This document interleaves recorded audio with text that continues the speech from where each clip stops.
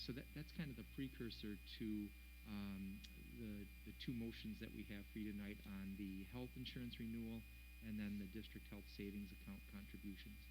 So in the summer, we have our first look at what we believe might be the percentage, usually it's an increase, of our, in this case, our Dean Health plan.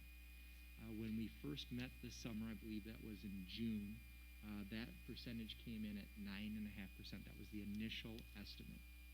So we do work with a gentleman named Andy O'Halick, and his job for the district is to negotiate the best premium that he can for us. So at that time, he believed that he could get that down fairly significantly. He was aiming at 6.5%. And so when he came back, he said, yep, I've got it at 6.5%. He said, but my job doesn't stop there. I will continue to try to negotiate with Dean to see if we can do even better than that. For the board's knowledge, we had budgeted 9% in our budget just to be cautious and make sure that we have enough in there. Last year, the increase was 7.5%. So by the time Andy came back to us, the increase for this year is all the way down to 5.5%. So that was something that, again, we had budgeted for 9, thought we may be even a little bit higher than that through Andy's work, are fairly happy with an increase of only the 5.5%, and have that as a motion item for the board tonight.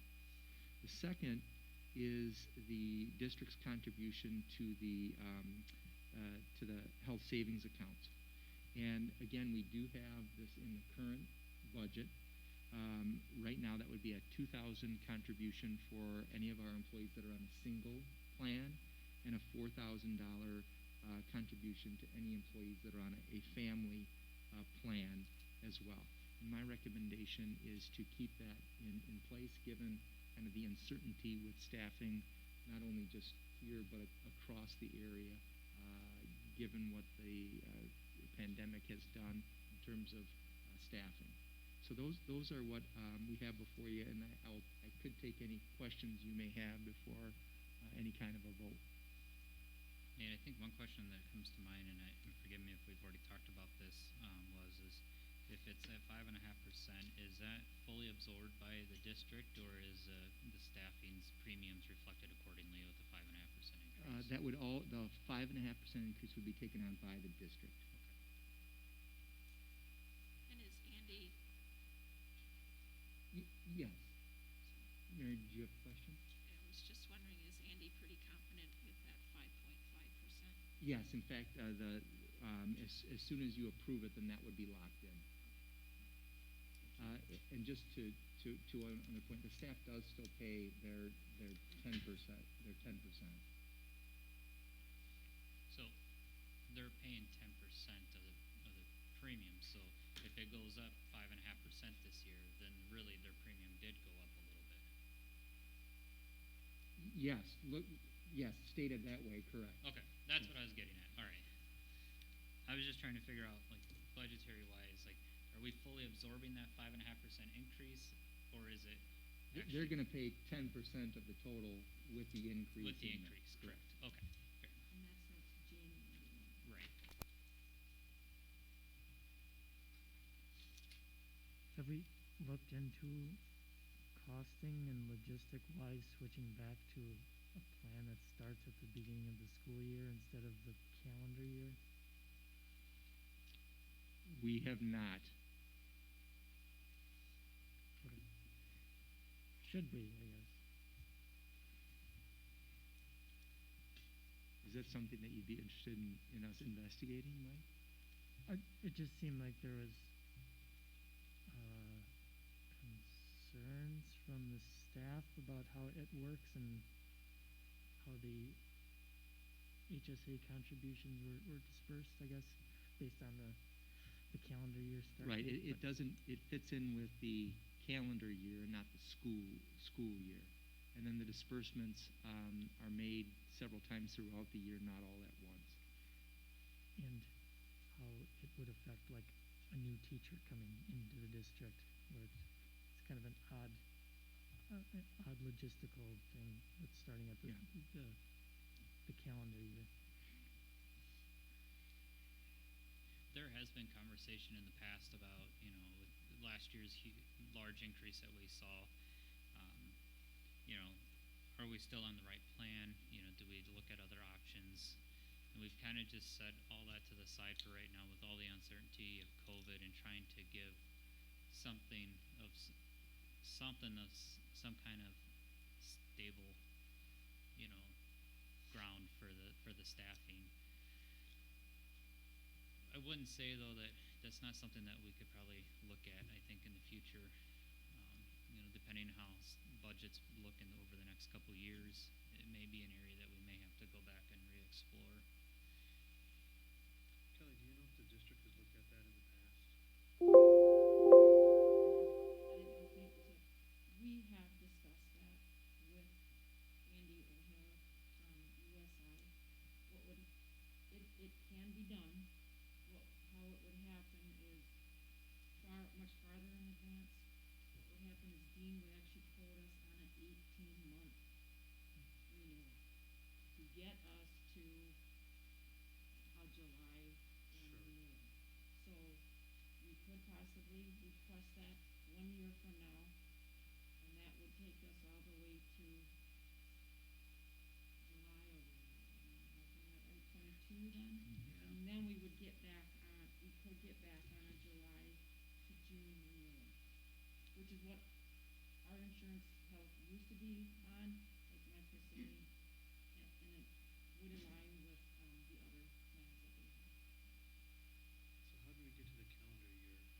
Refresh my memory. That was when we switched to HSA and Mhm. deductible Right. health plan. But I, So it And a hasn't been high- very long. It's a just high deductible health plan, in all honesty, most districts still do it on their, based on their fiscal year.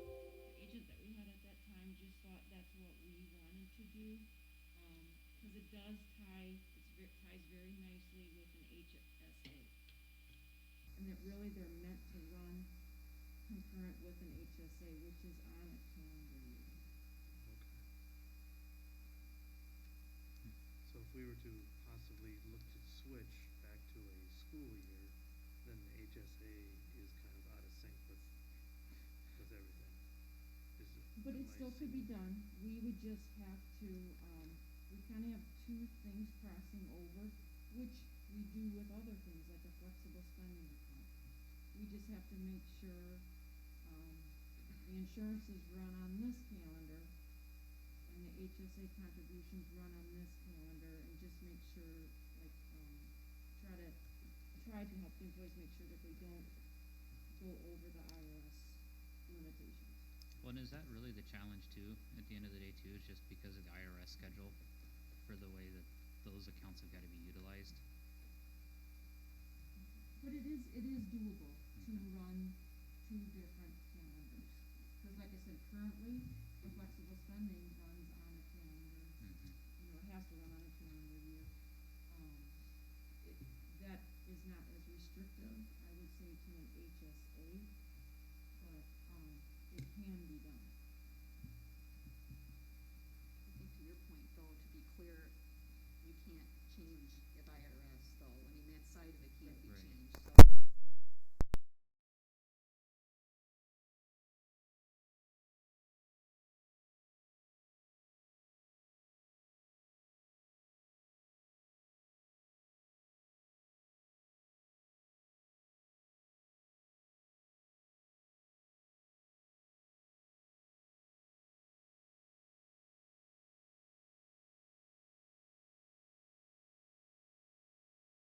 Mm-hmm.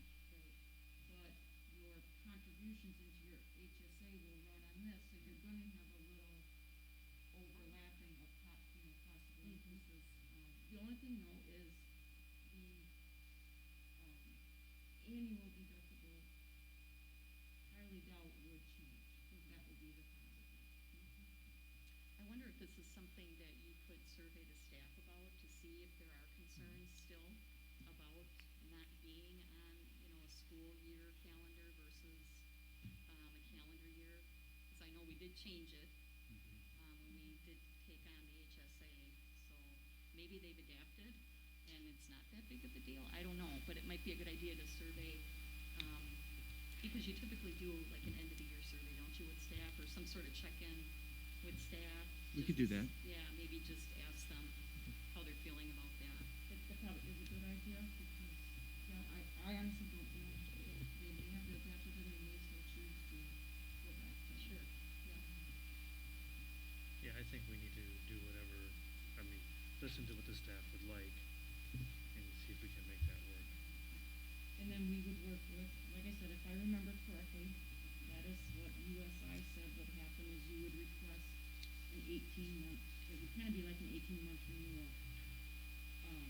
That'd probably be one time to get it back on the Mhm. school calendar. To get it, Right. yeah. But that's my recollection. I don't know if they would do, or if it would work in reverse, like a 6-month renewal and then a 12-month. So that's something we can actually find out right away from Andy. And then we would know that, or say 9 months from now.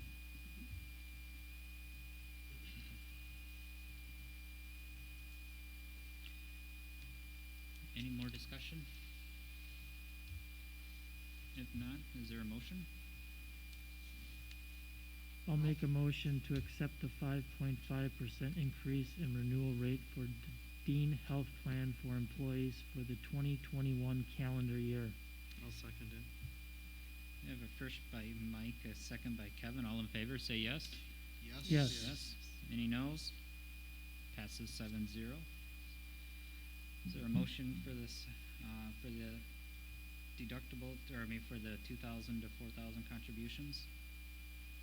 I'll make a motion to continue the district's health savings account contribution amount at 2,000 for single plan and 4,000 for a family plan for the 2021 calendar year. I'm sorry, is there a second? I'll second it. Barb's looking at me. All in favor, say yes. Yes. Okay, any no's? Okay, passes 7-0. All right, next up we have winter sports and coaching pay. Again, we'll try to keep this to about 20 minutes. And Wayne will come up and join us here for this discussion. So the Capitol Conference has been discussing winter sports now for probably the last 3 weeks to a month. Most of you are probably aware that the Big 8 Conference and the Badger Conference had come out relatively early and had canceled their conference seasons, which means that those schools were up for finding any games that they wanted to play on their own if they were going to run them. Unlike the fall, the Capitol Conference in the last month has certainly been more cohesive in their desire to try to see winter sports get played. And so there were a couple of reasons for that. We actually had input from every of the 12-member schools. And some of the things that Belleville brought up that were echoed by other conference schools were, one, there's no season to move these winter sports to like we did with the fall. There's no place else for them to go. They can't go into the summer because we're going to be playing in the summer. Two, unlike football, where you'd have to have contact and be able to practice that contact, and that couldn't happen in the county. In terms of basketball, and I know Coach Swenson is here to talk a little bit, or at least if you have questions for wrestling, talk about that. You could still practice, although it would be certainly much more individual, and you could certainly practice basketball, unlike what a traditional football practice would look like. And then thirdly, there was quite a bit of discussion among the conference schools, and we've had that discussion here about the mental health of our students, something that may be normal, that our kids really haven't had since March. And so the conference, although there was vote. Most of those schools still have to go to their board to have discussions like we're having tonight. Now, there would be some limitations. We would still have to have small group cohorts of 10. We'd still have to practice with masks, and Wayne may have an update for this, but at one point the Capital Conference was talking about competitions in masks. In terms of the spectators, there would still be a limit on how many spectators could be at any of these games, even on the road, which we'll talk about, and that would be 4 spectators per individual competitor, so 4 per household. And then finally, there's another note in there that I have that the conference, given all these changes, would not be charging any admission. Those family members that would be showing up to these games would be allowed in for free. They also talked about clearing gyms between 2 levels of competition. Typically, if you're here for a basketball game, whether it's boys or girls, in the winter, there's a JV1 game, shortly followed by a varsity game. The gym would be cleared in this case, and then a new set of spectators, mostly parents, would enter. There are some other things that we did link as part of the Capital Conference's safety plan that the athletic directors have been working toward. The only other thing that I have for you is, before Wayne presents and maybe asks, if you have questions for Wayne and I, is I did check late last week with John Gibson and Tricor, who's our insurance company, and then Lori Lebinsky, who's their attorney. One thing that they made very clear, and then Wayne and I talked about today, and then Wayne's got a meeting with the winter coaches, I think on Wednesday, is that we really have to be absolutely sure that we're following the masking, social distancing requirements that are part of Emergency Order Number 9. Those have not gone away for winter sports. Those are still in place. So we would have to follow those. Of course, we would be playing on the road. We can't have any games here with the orders that we currently have as well. But again, given all of this, and given what's happened so far this year, given what's happened with fall sports, we think that we can still make this happen and give opportunities to our student athletes. We are currently, as you know, doing some things with extracurriculars, whether it's Science Olympiad, or this Friday you're going to see a virtual version of our one-act play. So we've been doing some things creatively around other extracurriculars, and we believe that we can still do that with winter sports. It's not going to look the same. Practices are going to certainly look different, and that's going to look differently than when those student athletes go to competition, but we still want to give them the chance to be able to do that. So, Wayne, do you want to add? Just what Nate had referenced, the ADs had put together that Capital Conference safety procedures, and really that's what we're going to go off of for following if we ever get to host any of those games, as well as when we're on the road. Now, when we play non-conference games, we may have to adhere to a different set of rules based on the non-conference competition that we're going to. Let's say girls are going to Argyle to play basketball, and their conference may have another set of rules. So it is, we'll send these out to non-conference if we're hosting for them to come in. As of right now, based on the Dane County orders, we aren't able to host. It's just a fact. And I was on a conference meeting last week, Monday or Tuesday, with the Dane County ADs, which are about 24 of those, so from the different schools, as well as 2 members from the Public Health Dane County. And the one gentleman said probably not looking at any order changes in November, December. He'd be really surprised if there's any order change in January. So that puts a little stress on us to find, to flip our games from home to away. I've got feedback from some of them saying, well, if you can send your officials our way, yes, we can host. Do officials that are coming from Monroe want to go all the way up to Poinet to officiate a game? I don't know that, but so we're going to have a ebb and flow in our schedules. Pete and I were talking today about what does it look like for wrestling if they can't wrestle. He's got a great plan, but it still doesn't meet the requirements that Dane County have out there. And so we are a co-op school. So we'll be maybe working with New Glarus to see if that's a possibility of wrestling down there or practice wrestling down there as well, rather than here. Greene County is a little more flexible. So those are options we're looking at. Nothing's really been decided yet with that. As far as my cohort down in New Glarus, he said that their Board of Education probably won't make any type of decision like that till the 14th of December. I believe they have a meeting tonight, and then they won't meet until the 14th of December. And hopefully we'll have a clear answer whether or not they'll allow us to host events in New Glarus for wrestling and possibly for basketball as home games. It's unknown at this time. So I have to jump in right away and just ask the first question that came to mind, because we've looked into, back in the fall, we reached out to Greene County, and their immediate response was to us is that we have to follow the Dane County rules. So, and we can't sideline Dane County by trying to go down and being in Greene County and using their rule sets. So And what's this that is, mean? yeah, this is a little bit different because we are co-opt with New Glarus, which is in Greene County But how is it any different though, Nate? for wrestling. But how is that really any different then? I mean, if we were going to go into Greene County to practice, how's that any different though? In the football scenario, because there's no co-op there. As you know, there's another. I'm not opposed. I just Yeah. want to make sure that we're not. Yeah. I make that clear. I'm not opposing this. I'm just.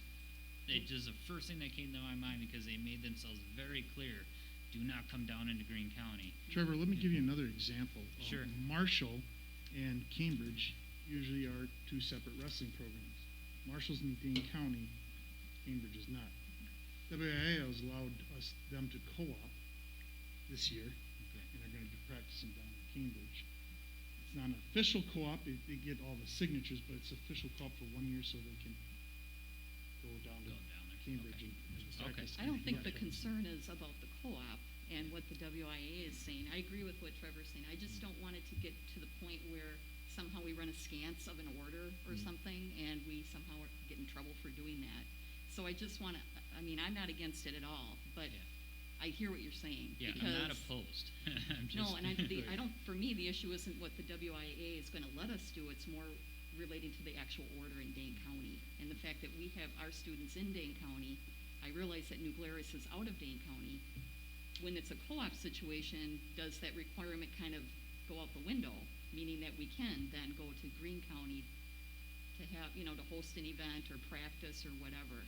I'll tell you, the Marshall went outside of the county to practice football and Yes, I had know, contact but days. then that's a different issue altogether. Yeah, Yeah. and the fact of the matter is that that's one way they saw it as, whether you're right or wrong, I don't think it's particularly right, but they went outside of the county to make it happen.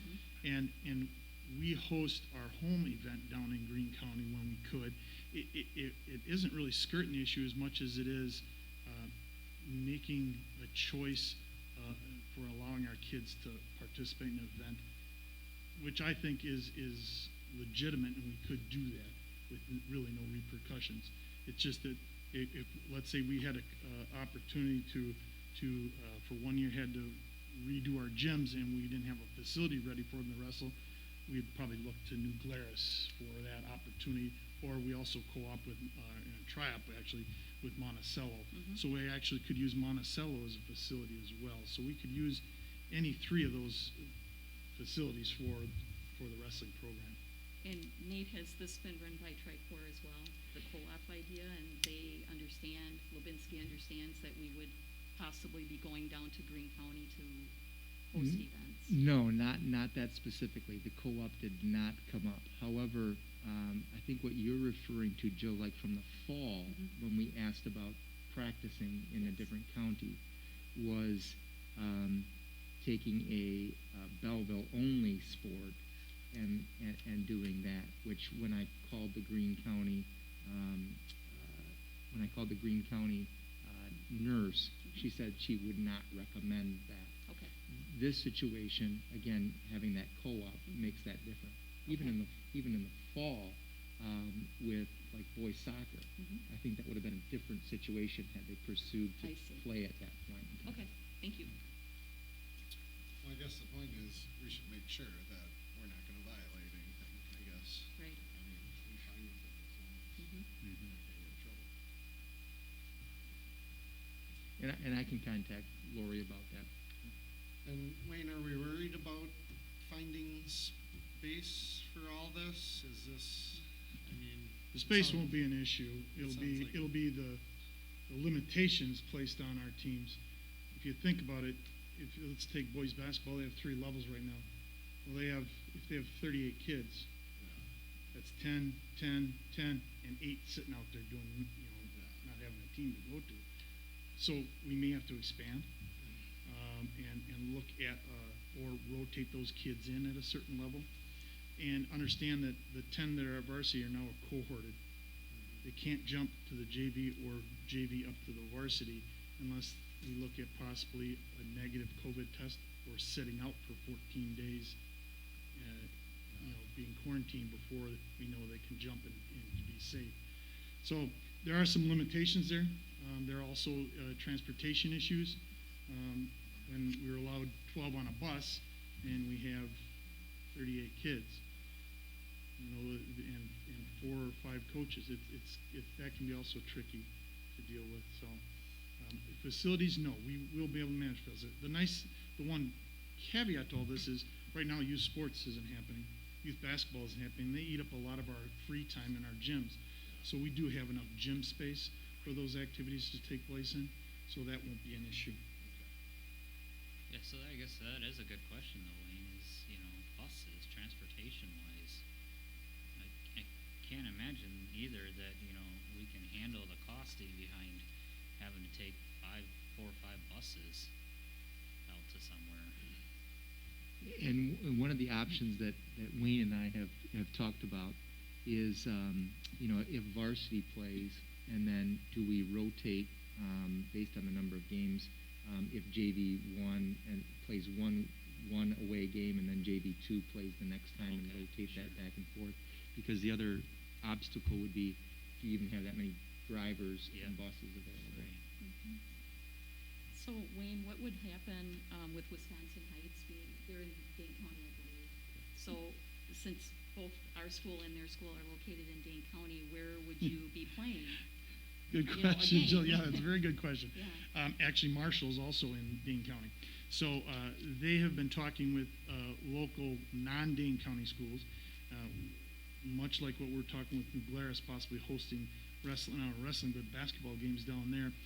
Marshall's talking with Waterloo and Cambridge to possibly host their events at those school facilities. Wisconsin Heights, gentleman, just the AD, my counterpart up there, just texted me, and I think they're having a meeting also tonight to discuss these issues, or maybe it's Wednesday, and they're in the same dilemma we are. I mean, matter of fact, they're talking maybe even coming down and hosting in New Glarus if they'll allow it to happen.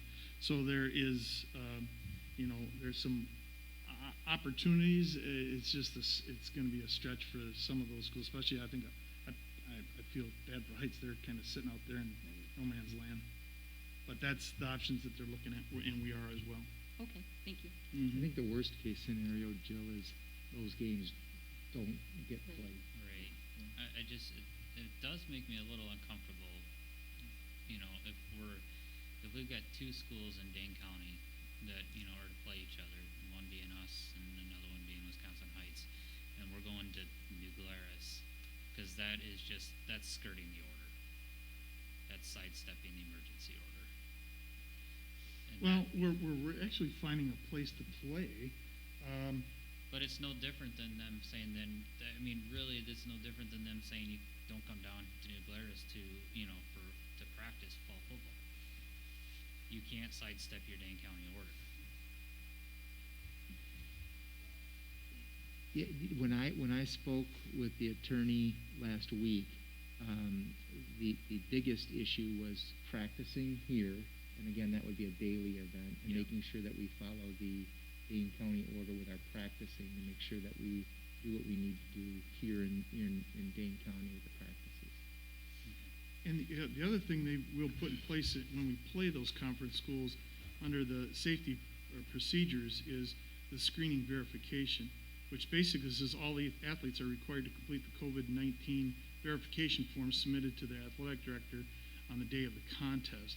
Basically, what that is saying is the kids will submit proof that they don't have a fever, that they don't have a cough, shortness of breath, loss of smell, headache, all that kind of stuff, and allows them to compete or practice on that day. We're still working out some of the details on how we'll gather that information. But visiting schools as well as home schools are going to ask to share that information so that it verifies. WIAA is also asking for that for postseason, that at least those things are in place so that we can verify the kids are healthy enough to play and participate without transmitting the COVID virus based on their responses.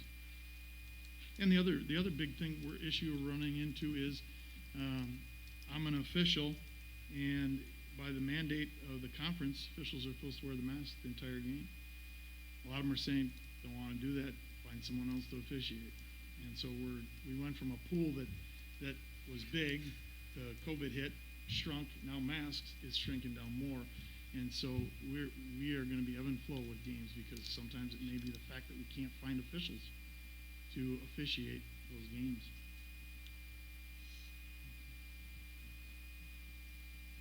I guess I'm just looking at it from the liability side. You know, I think those are two scenarios that we need to run past against the insurance again as well. Specifically, Trevor, the co-op practices in New Glarus and the home games outside of town? Yeah. Of two Dane County schools playing together. I don't want to come across as I'm not opposing this. I'm truly just looking out for the liability of the district. I think that the safety protocols that are put in place, are following the recommendations that are current, and out there. And at the end of the day, there's only so much we can do right now. And if we're following those, that's our best avenue of protection.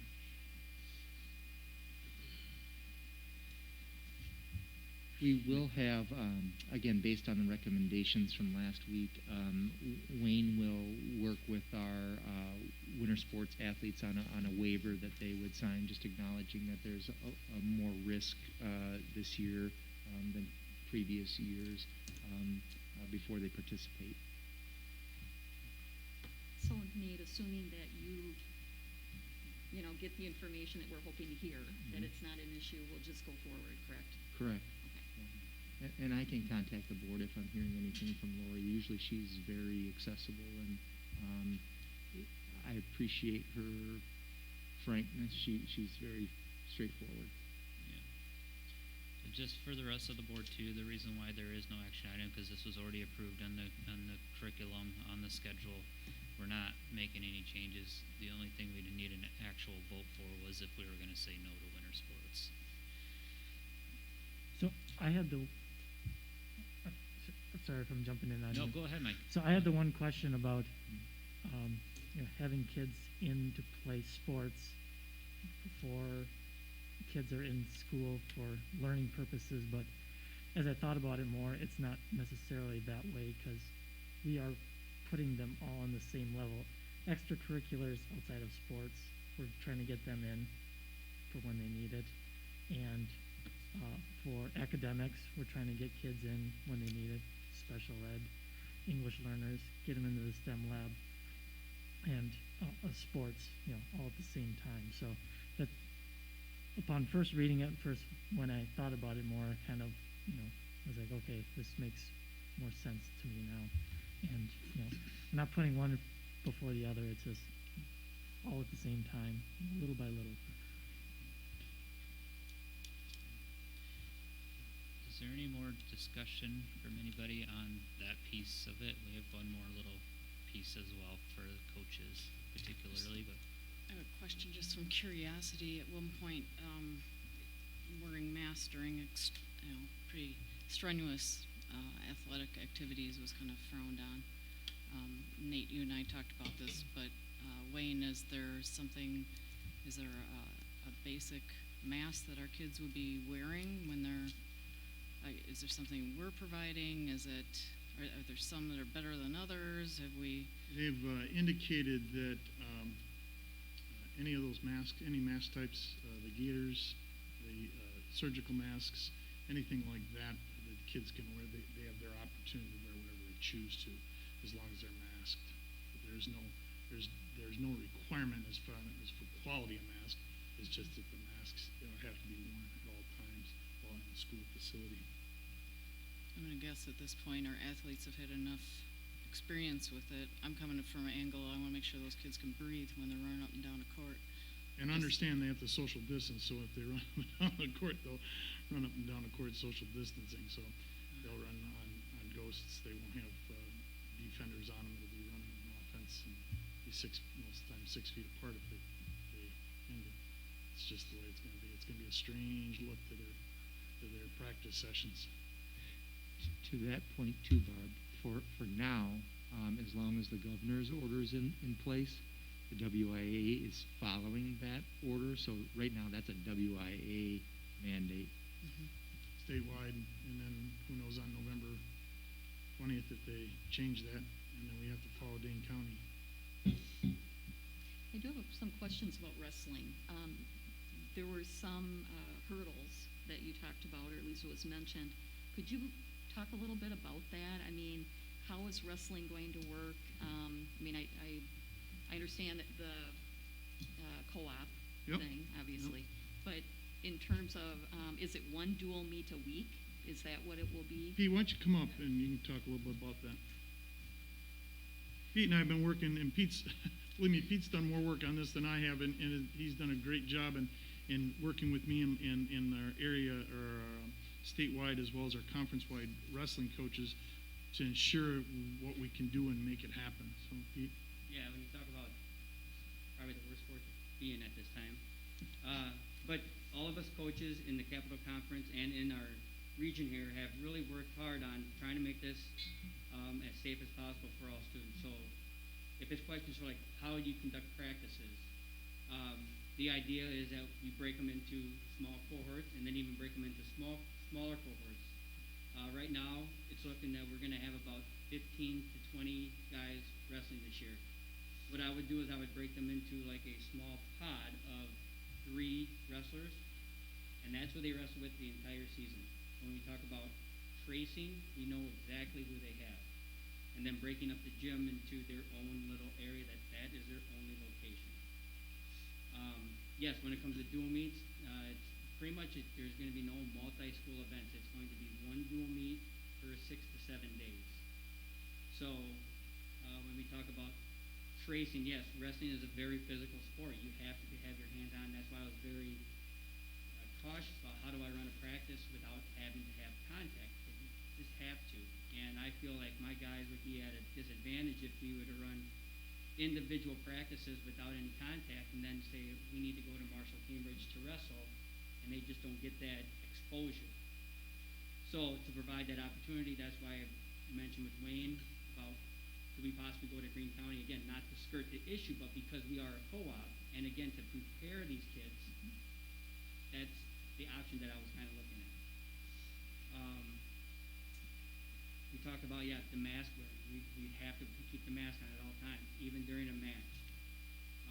If you look around, and I know this has probably been brought up, to provide these opportunities, I think are critical, because if the school doesn't provide it, these kids are going to be doing clubs. They go to these clubs that are not under the scrutiny of a school, and that's one of the options that I have within the package, saying if I have any kids who are part of a club, if they want to be part of the high school team, their bubble's got to be much smaller, such as not going to the club, like committing to this shorter season. It's like 7 weeks. These guys may only get like 5 to 6 matches, depending on if there's a forfeit or not. And there's probably You are asking them to do that. yes, yep, yeah, and they got to make that choice. If they don't want to, that's perfectly fine. That would be a choice that I'm looking to have them make for this season. And what happened with our schedule this year too is we had to, like Pete had mentioned, all the tournaments have been canceled, and we're allowed every 6 to 7 days one duel.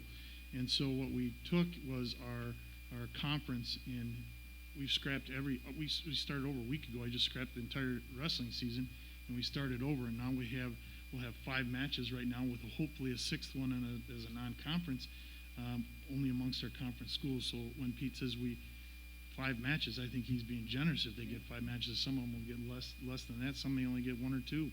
So that's tough on a wrestler. So especially when you're expecting to have multi tournament meets where you're getting 3 or 4 or 5 wrestles a day, here you're cutting down to 3 or 4 wrestles or 5 wrestles in a season.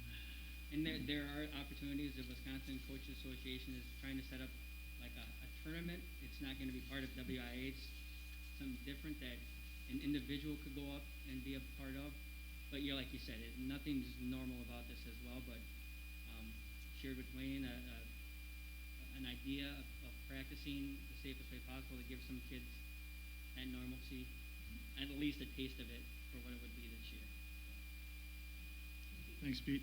Thank you. So just a quick time check. We're approaching about 30 minutes on this. Are there any more questions or discussion on the winter sports outside of the coaches' conversation? Okay. All right. So with the coaches, we're not sure at this point whether it would be our own potential shutdown as a school district, if this might be something that happens at conference or even WIA wide. So the motion that you have before you is on how we would pay winter coaches this year.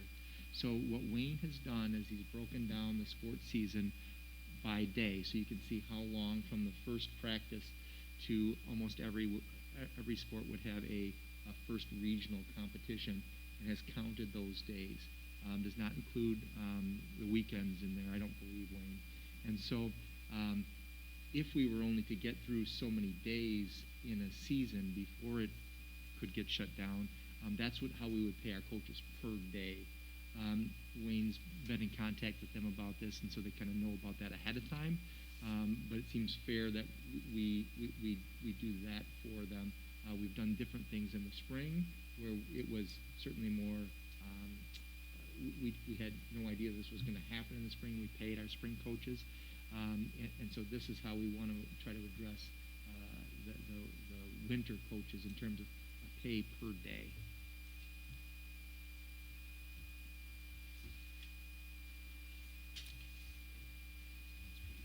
Yeah. It seems fair. Anybody have any discussion or questions? If not, then is there a motion? I make a motion to approve the winter season's coaches stipends by day for the 2020-2021 high school season. I'll second. First by Kevin, a second by Barb. All in favor, say yes. That was by Jill. Yes. I'm sorry. Apologize. Yeah, thank you. Barb's going to catch me here. So, first by Kevin, a second by Jill. All in favor, say yes. Yes. Any noes? Okay, Thanks, motion Wayne. passes 7-0. Thanks, Thank Wayne, you, for your Wayne. time this Thank you, evening. Wayne. All right, next up is a medical advisory recommendation. First off, I just want to thank everybody that has partaken in this and their time, their diligence, and members of the communities, all the members of the communities that have submitted as well comments in regards to the medical advisories. All that has been a wealth of information and knowledge that hasn't gone unnoticed or unread. And so it's been really good to see. I think it was a great idea, and from there I'll let Nate take it away. And Are you switching them? Because Nick's is actually the weekly schedule adjustment, I think? yeah, so we had one switch up here. Okay. Yep, sorry. No worries, Yep, that's before the meeting, it was Okay. moved to Nate had moved the medical advisory to before the weekly. Okay, That's correct. Correct, yeah. Perfect. Depending on what happens here with the medical advisory recommendation, there may not be a need to have the weekly schedule adjustment. okay. You, I'm sure all recall when we met in a special meeting on September 30th that we had ended that meeting following the Public Health Madison-Dane County school opening metrics until a local medical advisory recommendation was presented and reviewed by the board. So that's where we are tonight. Behind you, and I think you also have these in your packet, I wanted to talk a little bit about the medical advisory itself, and then go into some of the details so that if you have any questions, we can answer those. But shortly after that September 30th meeting, I did reach out to local doctors and was able to form a team of 4 doctors, 2 from UW Health Belleville, 1 from the Monroe Clinic, and then 1 also from UW Health who was an infection control practitioner. And then our own district nurse, Becky Clark, was part of that committee. And then in addition to those medical professionals, myself, the 2 principals, and then Becca Johnson were also part of that medical advisory. We met 4 times in October, the last time being October 27th. And the basic plan that I have up on the board, and again is linked, I believe the public can access this as well, is something that I'd like to take you through. We're going to actually start at the bottom and work our way back up, because I wanted to show you a little bit about this Harvard metric that early on in the process the medical advisory had swung to. And I did have some board questions about what was it about the Harvard metric that caught their attention. We actually had 2 medical advisory members that thought they may be here tonight. One is actually on call, and then one could not make it. So hopefully I can answer any questions that you would have directed toward them. The Harvard metric, you will see, is fairly easy to understand, even by somebody that doesn't understand a lot of the data behind it. And that was part of the, I think, appeal by the medical advisory, that it was something that we could fairly easily explain to parents and those that might just be doing a single read of it. In addition to that, it was not as restrictive as the Public Health Madison-Dane County metrics, which we have talked about. It is, if not one of the strictest, right up there among the strictest in the entire country. And so I wanted to show you this. The Harvard metric is broken down into 4 risk levels: red, orange, yellow, and green. And another piece of the Harvard metric that the medical advisory liked is that, as a few of them put it, you could compare apples to apples. You're translating daily positive COVID cases to populations of 100,000. So you literally could compare one county to another based on this. So in the red, where you would have more than 25 cases per 100,000 people, I'm going to show you another chart. They're suggesting 1 teaching and learning strategy.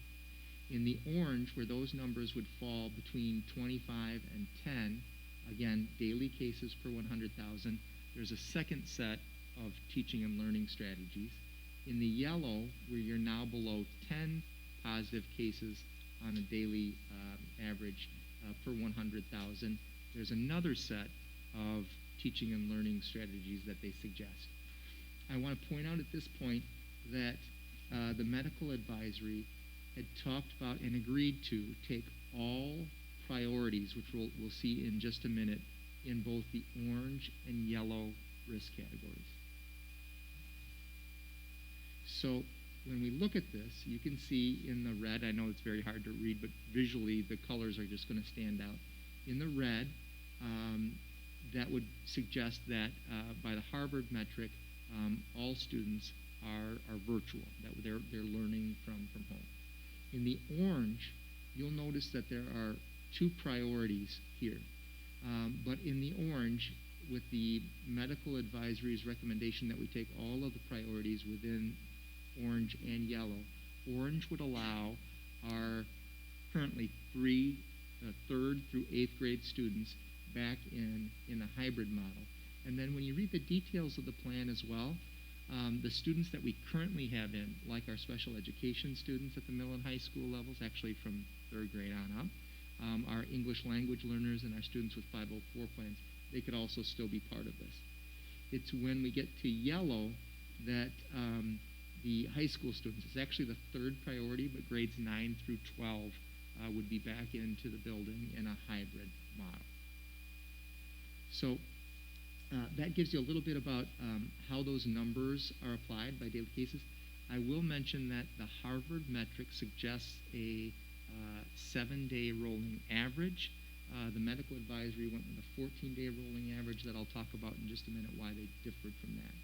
But at this point, I'm going to hop back up to the top and we can look at a few other things. So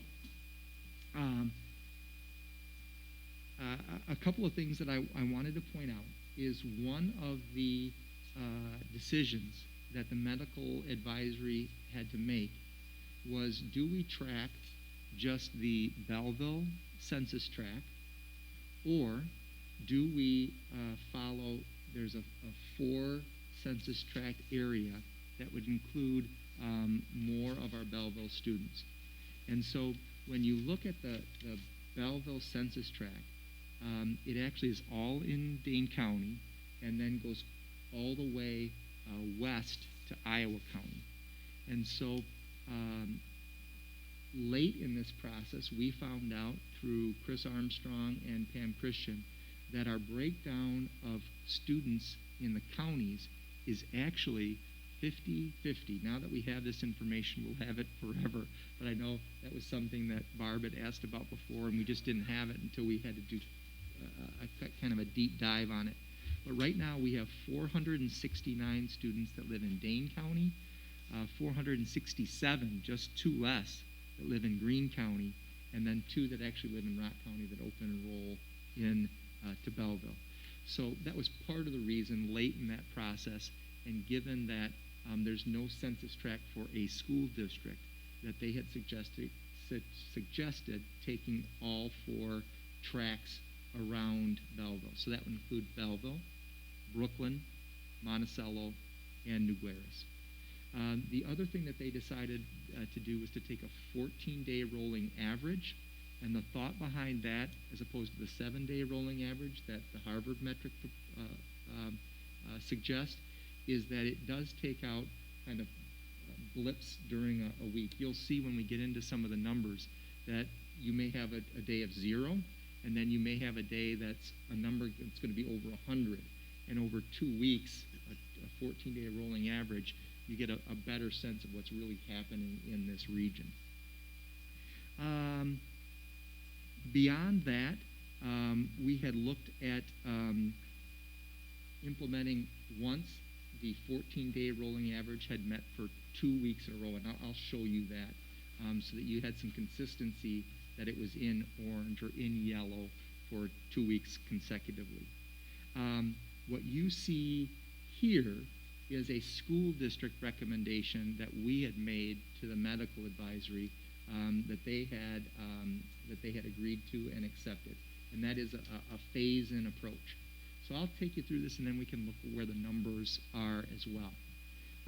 So when we would get to an orange risk level, again, that's less than 25 cases per day per 100,000 on a 14-day rolling average for 2 weeks. I won't keep repeating that, but that's how that would look. Over those 4 census tracts, again, Belleville, Brooklyn, New Glarus, and Monticello. Once we are there, then we would have basically 2 weeks that we would bring in 3rd, 4th, and 7th grades. And again, the reason behind the 7th grade is to get some students into the middle school so they're not adding them all into one building at one time. And then the very following week, 5th, 6th, and 8th grades. And what that would allow us to do is, for lack of a better term, train those students as they've come in, since some of them haven't been in school since March, get them up to speed on the procedures, make sure everything's going well before we bring in the next group of students the following week. So, I'm sorry to interrupt. No, no Between problem. like a phase 1 and phase 2, there's a 1-week difference. Correct. Yep, just over 1 week. Okay. For the yellow risk level, again, that would be 9th through 12th grade. Very similar, again, but you'd be looking at less than 10 cases per 100,000 daily average on a 14-day rolling average over 2 consecutive weeks. The same for census tracts. And what we would do is we would bring in the first week that we would hit the yellow for those numbers, 9th and 12th grade. Again, students that haven't really been in high school yet, even though they've been 8th graders in the building in the past. And then the 12th graders, you saw Jack and Jenna today, and they're running out of time. And then the next week would be the 10th and the 11th graders. The other thing that I wanted to bring up is that it does give us a little bit of gives us about a week to make sure everything's going, that students are acclimated back into the building before we bring in more students. You can see some of the things that we've already talked about, why we would bring in those groups when we would. One thing that was clear to the medical advisory, and this is similar to Public Health Madison-Dane County, is that these would be reopening metrics only.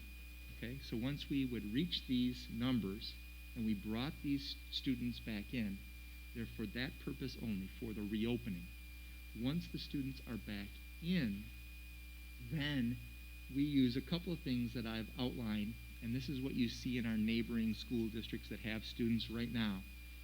If they close, it is based on positive cases, close contacts, and you get too many, and we've had a couple of cases now in Belleville where we've had to shut down a cohort, or you get a you get a case with staffing that you are running short with staff. Mike had a question today that I had emailed a response to all of you.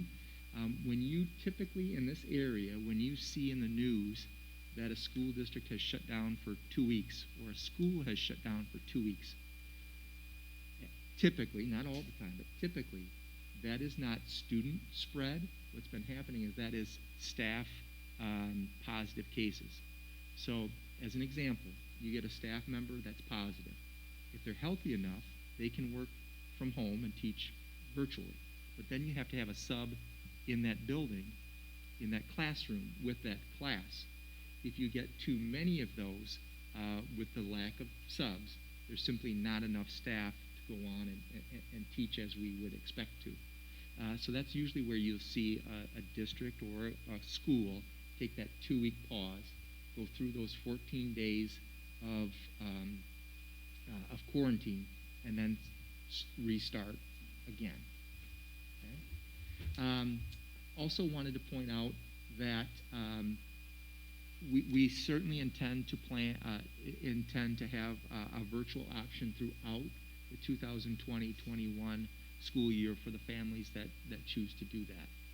And then beyond that, I think the other piece that we have up here is if the hybrid was successfully implemented and we were going along, similar to what you're seeing right now with our pre-K2, having gone now a term and only have had very limited any kind of closure or shutdown, then we would look to some kind of a break in the schedule where we could return to a more normal schedule, but we would have to analyze that and see how that's going. With that said, let me show you where we started out. So again, what we're doing is every day I look at the DHS census tract and find out how many cases are within the census tracts. This one is Brooklyn, 124, 126 is Belleville, and I usually screw these up, but the 01 and 02 I think are Monticello and New Glarus. But we combine those numbers, multiply that by 100,000, divide by 22,083, which is our population of those 4 tracts, and then we get this number that you see here, which is cases per 100,000. So immediately after the medical advisory, you can see that we started to keep that data. You can actually go back historically and look for some of those, but we started to keep that data. And so you can see after the first 14 days, we got our first 14th day rolling average, and up through the middle of October, we would have been in the orange, which again would have allowed for 3rd through 8th grade to be back in a hybrid. But since then, as you've probably heard on the news, not just here, but in Wisconsin as well, the numbers have certainly increased. So even if you just look at the trends in some of the early numbers that we were seeing from early October, and then when you start to see this spike, you start to see those numbers then for the 2-week rolling average go into the red. And again, we look at this every day to get a new number and see where we're at. The medical advisory, as part of the school staff being part of that, we would watch this number and see that once we were to get several days in a row of orange or yellow, we could communicate that with families, like we are on a positive path. So we would want to start right away once we had the 2 consecutive weeks. We wouldn't want to get to that point and then start planning. We would really want to start back as soon as we hit those numbers. So this type of chart would be posted to the district website so that parents could follow where we were as well with the numbers and what risk level we were currently at. It is not specifically just the Harvard metric. As I mentioned, the Harvard metric suggests a 7-day rolling average, and the medical advisory went with a 14-day rolling average. The Harvard metric goes by congressional district, and we're looking at the larger Belleville area with those 4 census tracts as well. And again, the Harvard metric offers multiple options, and we've taken all of those options within each of the different risk levels. There is a link for the school board as well to look at some of the other options, and I do have that up. I just want to take you through what happens on the administrative team each day. So each day we go in and look at where those local numbers are and get a tally. So you can see here Belleville and what happens with the numbers. We get that total for those 4 tracks. We've also been watching the Minnesota model as well. This one is fairly similar to the Harvard model, so we've been keeping track of that, and again, keeping track of it both for Belleville only and then for the 4 tracks. More recently, although we had some days in red, they actually have 3 or 4 days in a row now, Belleville only, but this is a different metric. This is only elementary school would be allowed to come back in an orange in the hybrid. And then you can see what the 4 tracks look like, which are also more recently in red. The Pennsylvania model, I'll just briefly mention. The reason I'll only briefly mention it is such a wide gap from 10 to 100, and then it gives you in that span, well, you could do hybrid or virtual. It's certainly not as specific for the use that we are looking for. And then just to keep track, the public health Dane County numbers are there, and you can see like their last was 277. Again, it would be 19 to get back to middle and high school going back. So hopefully that's at least a general overview of what the medical advisory is proposing, and questions or comments that you have about that.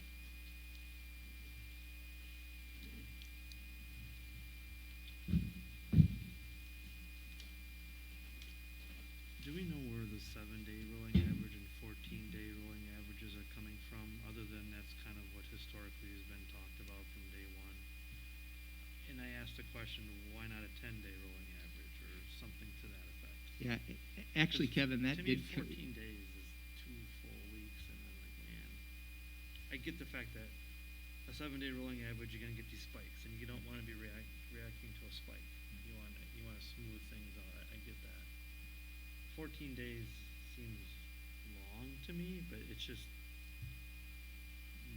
what I feel about it. Good question, because that did come up from Dr. Michael, who was one of the UW Health Belleville doctors, about do we do something with just 10 days, and the discussion with the 3 other doctors eventually ended up with the 14-day rolling average. So they felt Again, that- I don't claim to be a medical expert, so they I'm just felt that the reporting 10 on the 10-day advisory rolling itself. average was still slightly too, Probably too jumpy still. yeah. They must have obviously felt that the 10-day was still too susceptible to a spike.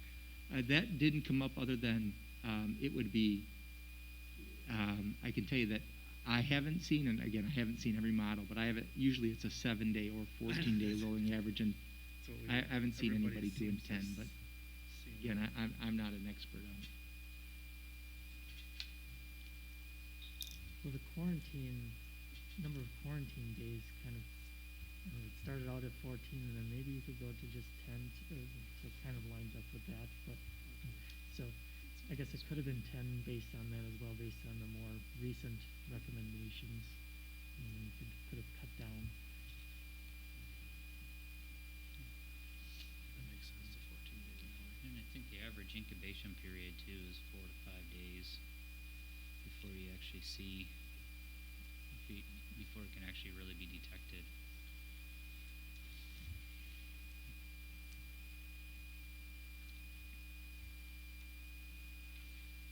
Well, I want to thank, yourself and the medical staff for getting together and meeting multiple times to discuss this. I felt that it's something that I felt that something we should have done, should do, rather than listening to Dane County only. So I like the idea that it's more focused on us and not an area that's really not representative of this community. So I want to thank you for all that work, and I want to thank the medical advisors for spending their time doing this too. I think this is a little bit more flexible for us.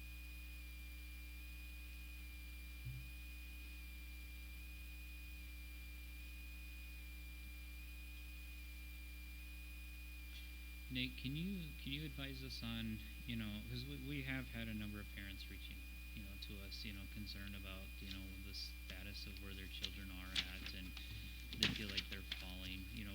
What are the building principals doing, or, how are we able to get them into the buildings that we need to? Are we getting more kids in that need that additional help and time?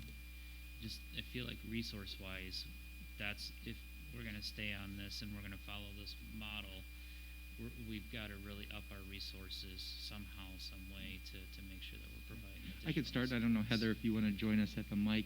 So obviously my office, the district office, is located in this building. And so I can tell you that within the last, actually since probably the special meeting on the 30th, this building has certainly been humming a little bit more with student activity based on a couple of things. Remember, one, it was if students did need internet access, that the building was open for them. Janan Kosak is here as well, and among the AM routes for the elementary school, delivering meals, another piece of what she and her drivers have been doing is bringing in those other groups of students. So the internet piece was one. The students with IEPs, or special education students, was a second group. And our English language learners was a third group, and Heather may have more. But just today, I believe there was somewhere around 7 or 8 students that were in the library here working, and another couple in the main office that were working. Again, because the Dane County order is a recommendation, we can bring those students in based on those needs that we have. And from at least what I'm hearing, even that small contact that they have, even if it's not every day, it's a couple days a week that they can come in for a couple of hours, it's been much better for them here in the building. Yeah, so we are doing our best to work with individual families on a need basis in terms of families that need internet access, and sometimes that is short term. Sometimes we're able to, Chris is doing some troubleshooting around Khajiits with different providers because some providers aren't working in certain areas. We are also just working with students and families on an individual basis on that structure and that organizational piece that many of our students, or all of our students have while they're in the building, but some of our students aren't able to maintain that on their own. So we are bringing students in on an individual basis, working with them on some of those strategies and that skills for organization. And then hoping to, once they have those skills, so we can possibly bring in other students, then send them back home. We do currently, so as Nate said, approximately, and this is different every day, but if I think of the big picture in a week of how many different, because some of our students are in the building just for the morning or just for the afternoon or just on an A day or just on a B day. Right now we have about 18 high school special ed students that are in and out of the building, 9 middle school special ed students, 6 English language learners, and then about 15 students either for extra support, internet, low grades, making up tests that they can't do from home, or making test corrections. Possibly some one-to-one help with teachers who are in the building, or helping the students get set up on a Google Meet to meet with a teacher. One of the things, and so right now what we are doing is they're either, like Nate said, in between here or in the office, between Becca, myself, Miss Norton, Mr. Weber, and Mr. Loshaw. We are kind of rotating who is supervising and guiding the students while they're in the library. Lost my train of thought here. One thing that I think Jenna and Jack mentioned too is that it's mostly us. The students, when they're at home, their study hall may be second block, and the teacher they need some help from has prep fourth block. And so they're not aligning at the middle and high school level. So when students need some extra support in a class, we might not have that common access time. And that was one of the things that we were continually problem solving and looking at the current model that we're doing and trying to figure out how we can better do service our students. And if we must stay virtual, that was one of the proposals of this 4-day model, is to give some of that common access time on a day of the week so students can come in and get that extra support. When we can bring some students in for a block of time to possibly meet up with teachers, we're utilizing that right now. We're working with Janan the best we can with transportation too, and that's where some of those different shifts come in. If a student has their own transportation, it's much easier to get them that support that they need. If they don't, then that's when they're coming in for a full day or a half of day, depending upon when it works in Janan's route. Thanks, Heather. So then are the staff actually here on site then, that they can meet face-to-face with those students that need the help? Not all staff, so that's what I'm saying, like the staff who are here face-to-face, we can set up those meetings. If the staff are not, what we're finding with some of our students is they don't know how to do it, or how it's teaching them how to reach out to staff and how to communicate with staff and let them know that they need help. So we are helping them send the emails to the teacher and helping them figure out, how do you request to have a Google Meet with a teacher, and what do you say? So it's some of those soft skills that we are working on with our students to help them to advocate. So if a teacher is not in the building, then we're, I'm pointing because usually the tables are set up differently and I know where every kid is sitting. So we're, setting up that Google Meet with the student, making sure whoever's in the room here and supervising, you have a meet at 10 o'clock, remember, so-and-so's helping. So we help them get on the meet.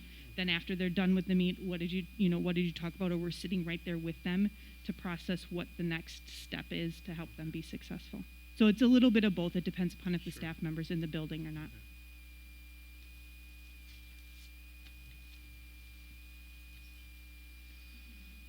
Yeah.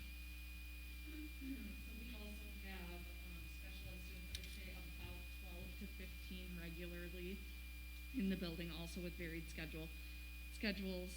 And then we have about 6 EL students who are in the building weekly, depending on AM, PM, and some of those things. At our building, it's a bit harder to get kids in regularly, though, because of supervision.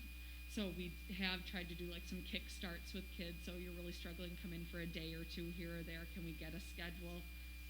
Students have worked with myself or Miss Riedel or Mr. Weber or Miss Moss and said, okay, can we create a schedule for you? This is what's your plan for when you're at home, and try to really get them back on track, send them off, and then we might do a check-in every day or every other day virtually then. But we just don't have the supervision capabilities at this point. All of our support staff are with students with IEPs at this point, or working in our in-person classrooms. And so pretty much the only, and Miss Moss as our counselor is already in classrooms or doing virtual lessons and things like that. So the only flexibility we have with staff right now is Melissa and myself. So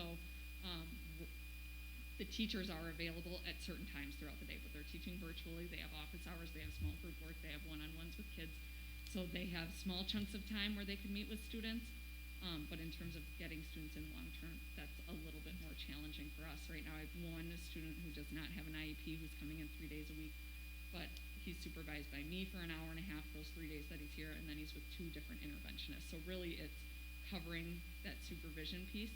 And because each grade level is so different, this student might be on a live meet for a half an hour, and then they have a half an hour of independent work time. So it doesn't really align to have them all just sitting in a room like it would for high school students who can be a little bit more independent and their blocks line up along that same way. But so we're trying to work through some of those hurdles as well, but we have had a couple days here and there. We'll get you in. I just was emailing with a teacher earlier. She asked if she could bring a student in for an assessment. She thought he'd do better in person than virtual, so we are trying to work those things out too, but it's just a supervision piece for us. Thanks, Kelsey.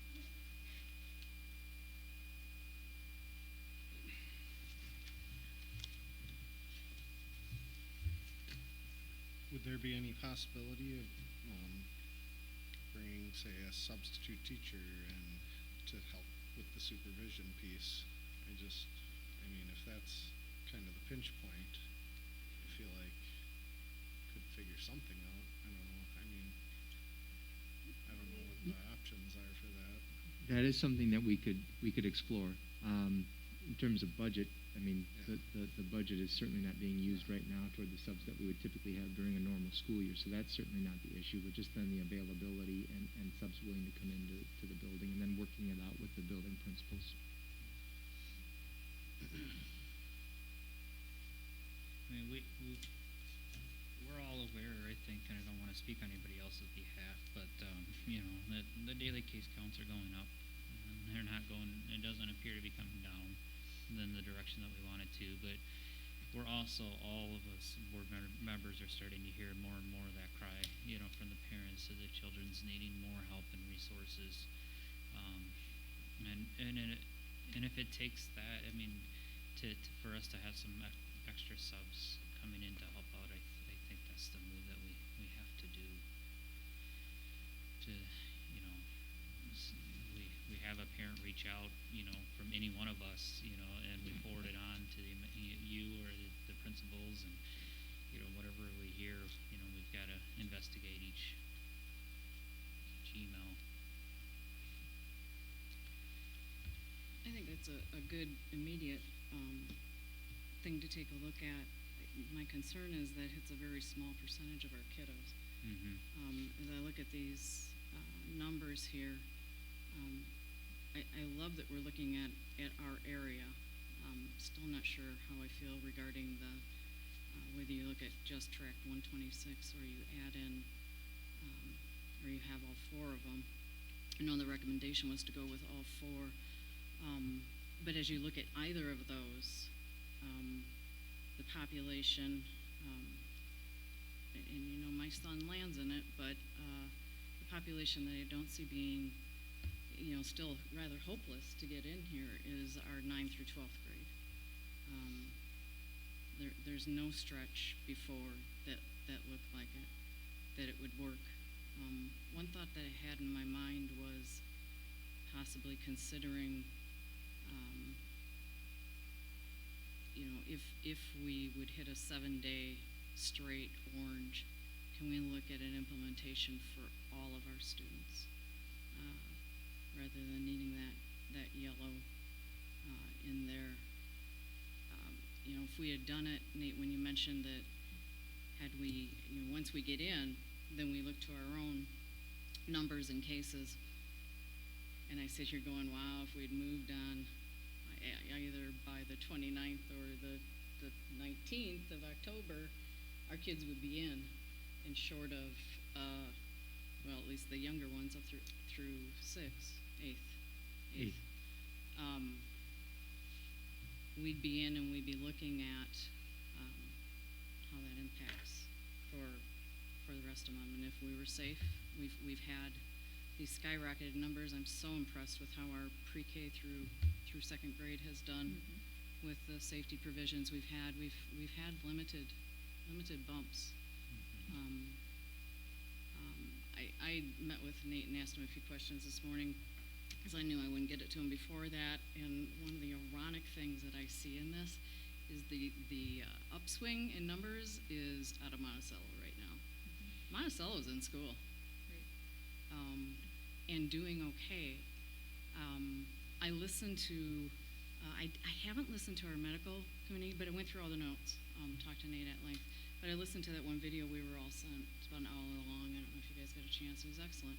And our Dr. Geyer was on it, which I was thrilled to see. They are saying, and this is not just them, but overall, I think more medical professionals are saying, we've learned a lot since September. We've learned that the spread is not going within the classrooms or within the school districts when you take those precautionary measures you have, and we've gone over numerous ones. We've seen the successes within our own district, and there are others. Monticello, I don't know how New Glarus is doing. I know they're in. Monticello, my understanding, is 5 days all day and doing okay.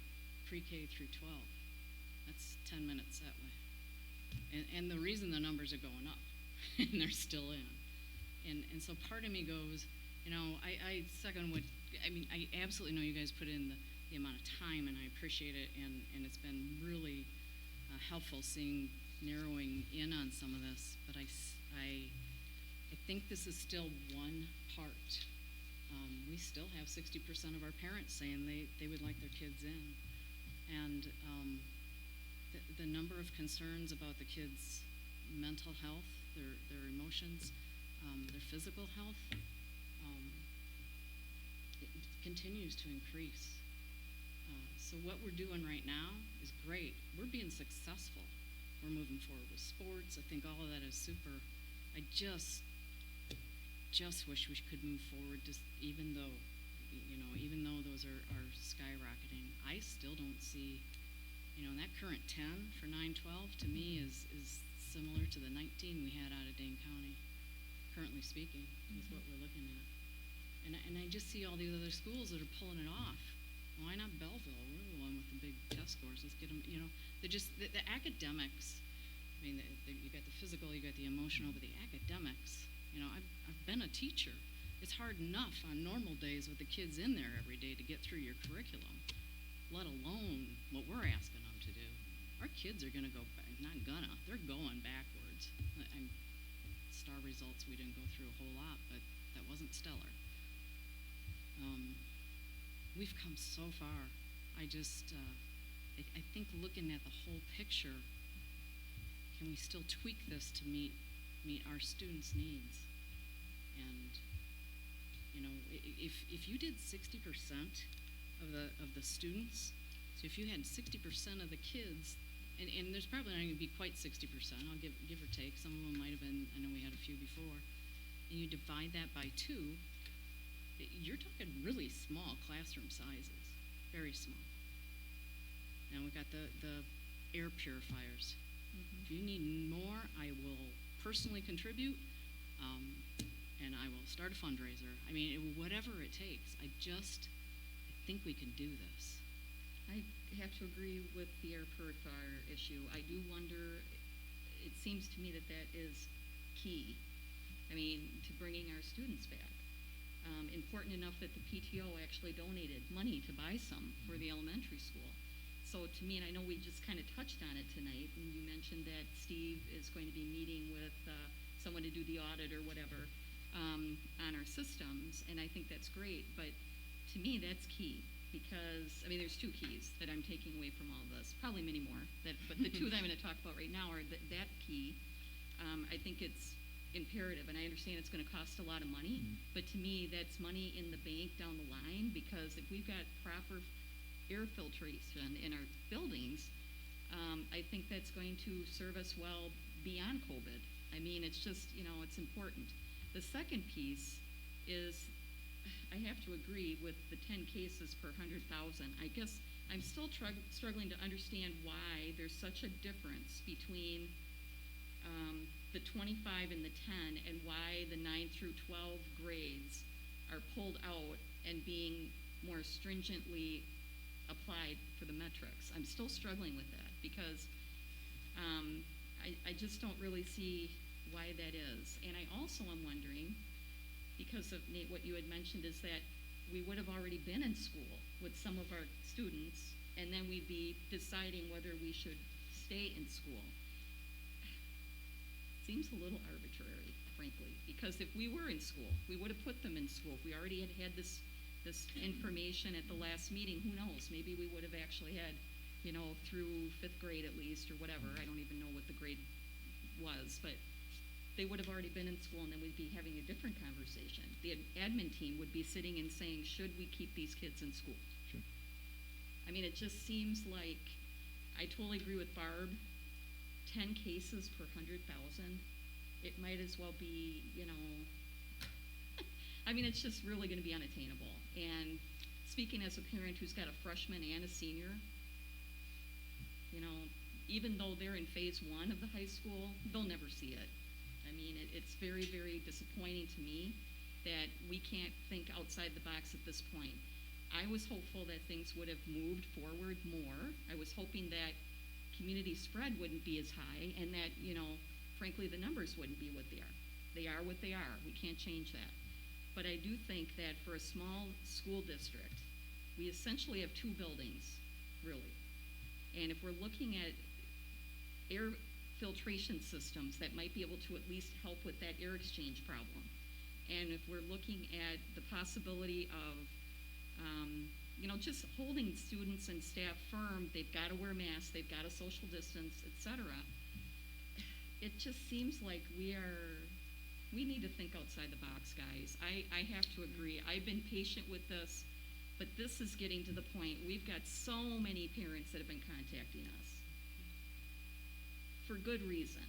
I mean, and to me, this is all about our kids. It's not about politics. It's not about anything else. We've just got to focus on the kids and what is best for them. And I can't imagine, I can't think of anyone who would say that kids are doing better in a virtual environment right now. No one. I mean, kids are making it work. I've got 2 in my house. They're trying to make it work, but it's difficult. When you don't have any face-to-face contact with staff, it's very difficult for them. And the social side is a completely different thing altogether. It's just, I'm just telling you that I just think that if we stick with this 10 cases per 100,000, we might as well just shut the door. It's just never going to happen. It might not even happen next fall. I mean, and I'm still struggling to understand what's the difference. Why is it 25 for the grades that are 3rd, 4th, 5th, 6th, 7th, and 8th, and yet it's 10 for 9 through 12? I'm just really struggling with that, and I don't think know. some of the early, and again, I'm no expert, but I think some of the early research was that cutoff of somewhere around age 10 Right. of transmitting and carrying it more like an adult. I I think don't that know. has evolved as well. There's been a lot that's evolved. And I think Exactly. that's the thing, and I'm so thankful and grateful that we have these medical experts that were willing to work with our district. Thanks to you for identifying them and getting them to work with us. But I think what I'd like to see at this point is our medical advisory committee look at what will it take for us to get our kids in, what safeguards do we need to put in place, what mitigations have to happen, and I mean, the Harvard looks way better than the Dane County metrics, but we're still a ways off. I mean, I don't know. I mean, and I guess for anybody who's listening to the live stream, please wear a mask. Please do everything you need to do to get our kids back into school. I mean, really, so we can prevent community spread. I'm just gonna say it. I know no one else has said it, but I'm gonna say it. It's gotta happen. Please. I mean, you know, if you want your kids in school, do what the experts say we should be doing, please. And then I'm off my soapbox. Thank you. Thank you, Jill. It's important. I have to kind of get on this bandwagon a little bit too as well. You know, we've been really thinking about this. At the end of the day, parents are still going to have a decision whether or not to send their child in or not. I have been a strong advocate of keeping them out. We've learned a lot over the last few months with COVID. I am getting really concerned with students falling behind, and I don't for a moment want to discredit the tremendous amount of work that the admin team, the staff, you know, the teachers, everything that they're trying to do to be creative in this virtual environment. As Governor Evers put it too, wear a freaking mask. You know, it's our best advocate right now to stopping this. I'm sure that we can dig around too. You know, I don't know how it works, or we'll figure it out. But you know, if we've got to come up with $80,000 to put in enough HEPA filtration systems in there to knock down, we take out a loan. I don't care what we got to do as a district. You know, More butter braids. Huh? More butter braids. More Yeah, butter butter braids. Yeah, yeah, that too. A lot of butter braids. Sign me up. Or we reallocate resources. We say, look, you know, this year we're going to not offer some of these courses, or whatever we can do to reallocate some money. I think that's a compromise that we really got to kind of look at, to say, look, you know, if we've got to get this, we need to come up with these funds, you know, to make our buildings safe. I mean, it's going to pay dividends down the road too. If we've got better air quality in here, we're knocking down the flu virus. You know, that's just going to keep kids' butts in the seats that many more days per school year. I think we're going to, I feel like we're trying to go a different direction here. I think. Well, can I make a suggestion? Yeah, please. We have, so there are other districts that have decided that they are going to put a date on the calendar for a return. Again, this doesn't go with the science of it, but it goes with some of the realities I think that board members are bringing up right now. If there were dates on the calendar that that we had, that we could then work backward from, whether it's you know, trying to get that air filtration system up and running by then, and then even giving an update in the December meeting, school board meeting, as to where we're at with that. One of my future agenda items for today is to try to get our facility planning back one more time on something outside of roofs. If there were dates on the calendar and we could work back from then, I do think that it would give the administrative team time to work. And again, that goes for Janan and Stacy, getting things ready so that they knew that this is where what our goal is, and we're going to work backward from there. In terms of still utilizing the medical advisory, we could reconvene them and say, if this is the goal date to return 3 through 8, this is the goal date to return 9 through 12.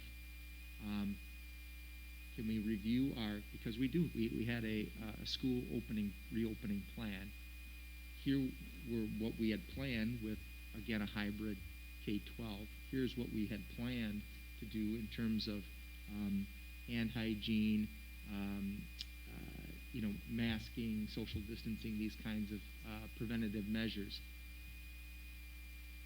What else needs to happen at this point by their recommendation to make this the safest that it can be? And there is another district that is doing something similar to that. That's not too far away. That already has 3rd and 4th grade in, is looking at bringing 5th and 6th grade in. And that's how they're using their medical advisory. So if that was something the board wanted to pursue,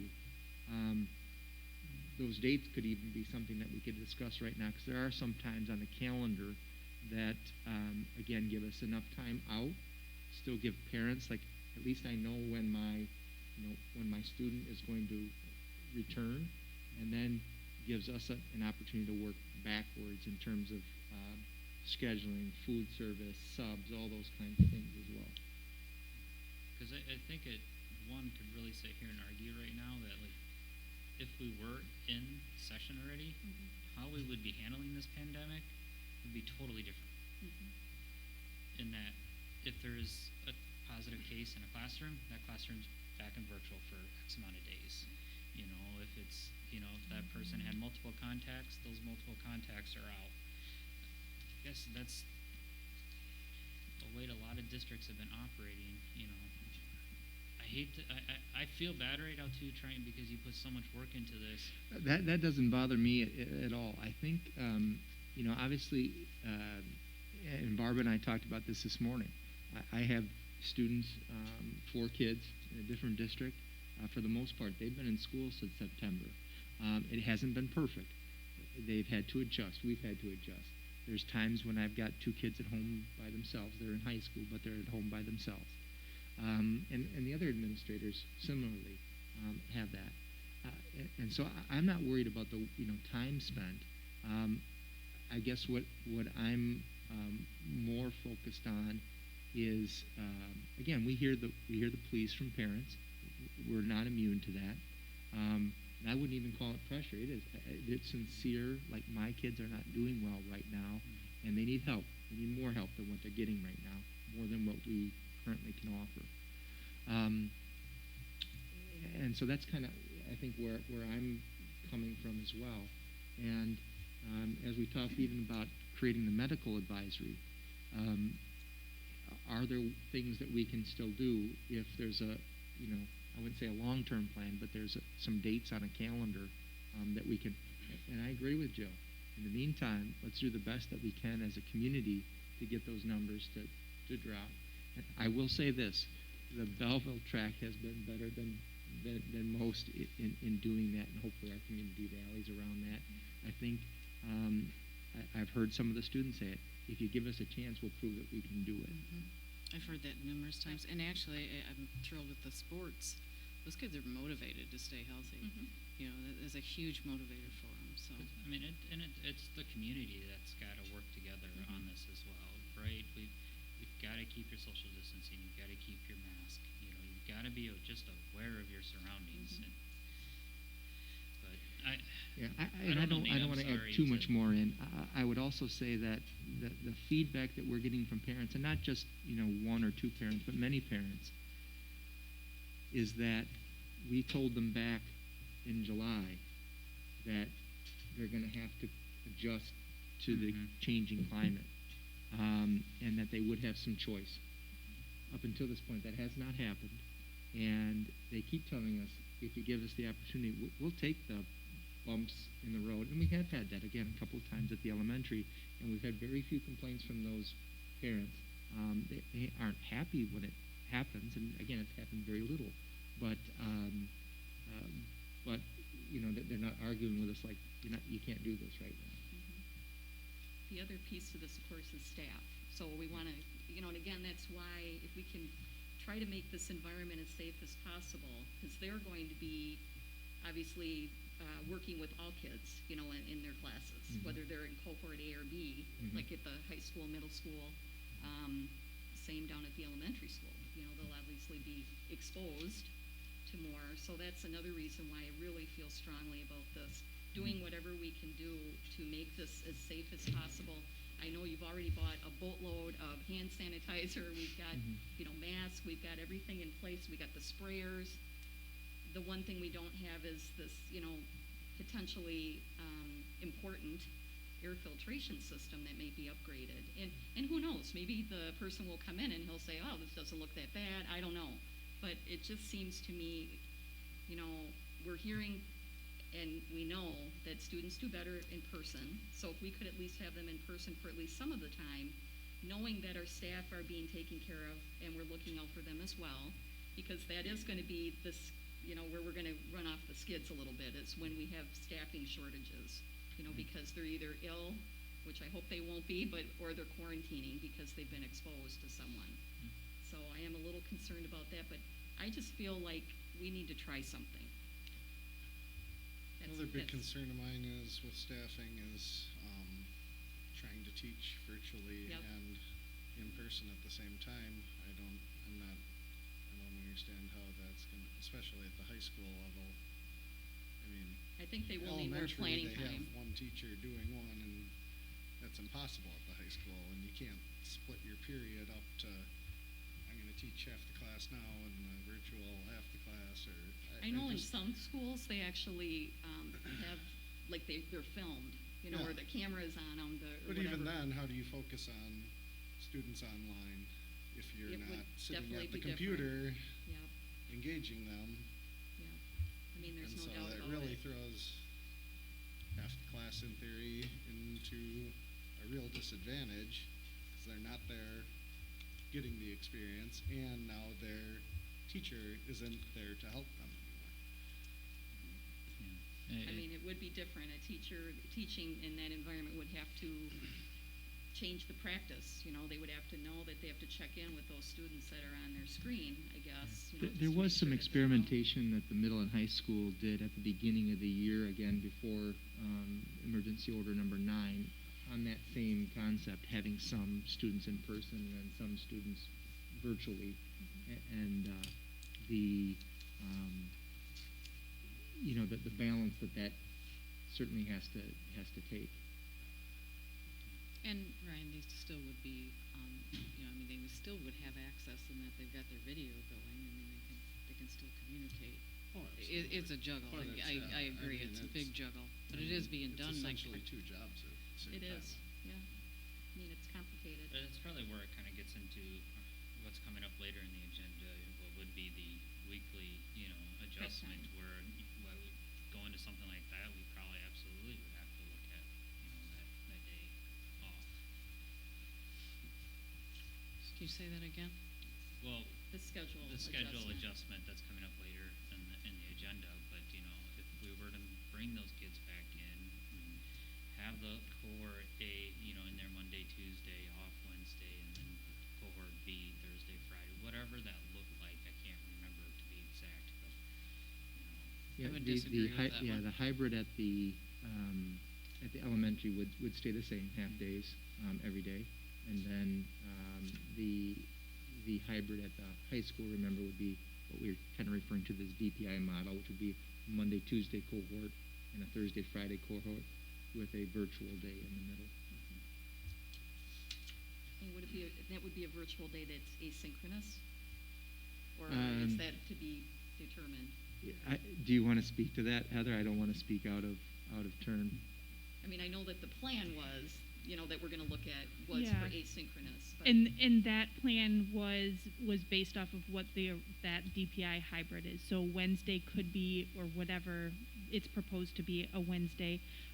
Even when the students come back in a hybrid model, that virtual day, asynchronous day that could be used for lots of different opportunities, to still bring small groups of students into the building, even though it's not one of their cohort days, or one-to-one students into the building, to get extra support from teachers, interventionists, to still utilize some of our facilities like the STEM lab, because they would only have 2 face-to-face days in, so that would give another opportunity to do some face-to-face hands-on things during those days.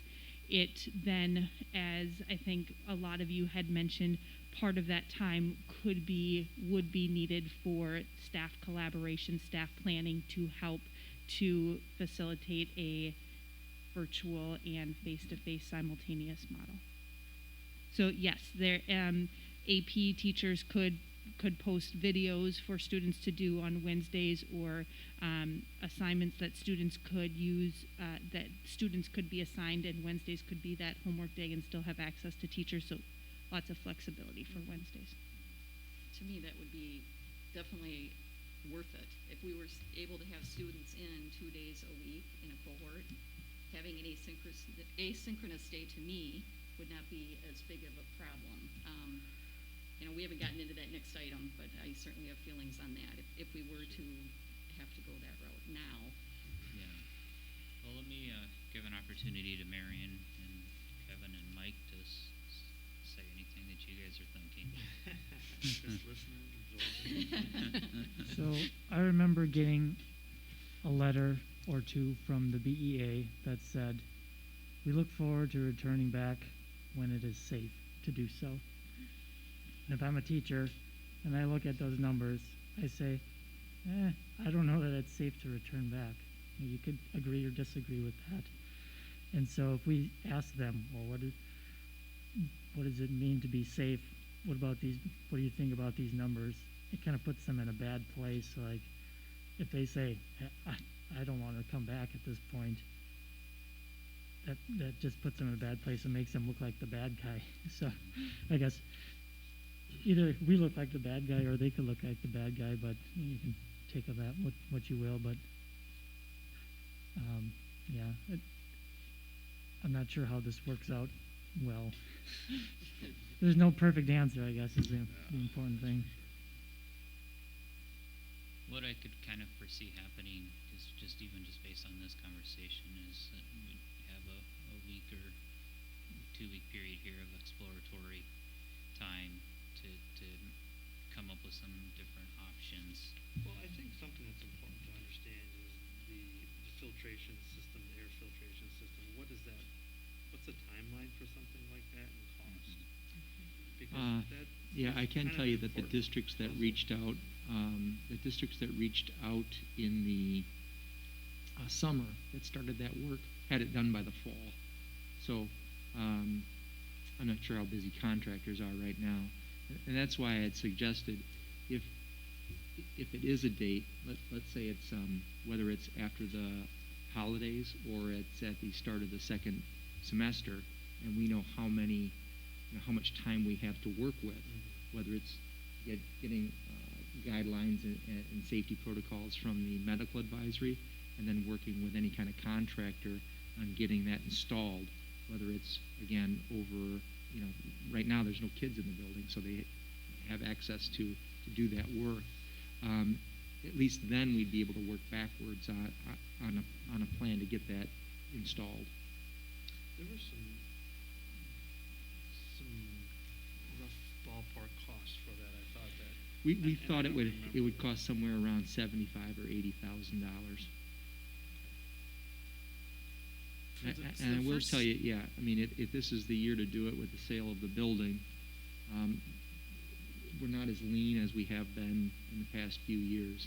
And I do agree with Jill that, and we're hearing about that this may not be the only thing to come through in the next few years, and if we're prepared for that, even if it does help with the flu in subsequent years, I think it is an investment. I do know New Glarus had made an investment like that, and there's having talked to their superintendent recently. So, back to your comment, Mike, the staff needs to feel as safe as possible as well. I think that would be something that if I were working in the building, it would make me feel better that the district we've done as much as we can to try and make the air quality as good as possible. Are the air purifiers, those are still desired, correct? In addition to, or is that no longer a? Well, from the contractors that we had some communication with in the summer, they're talking about like 99% rate of knocking these, knocking down all kinds of things in the air.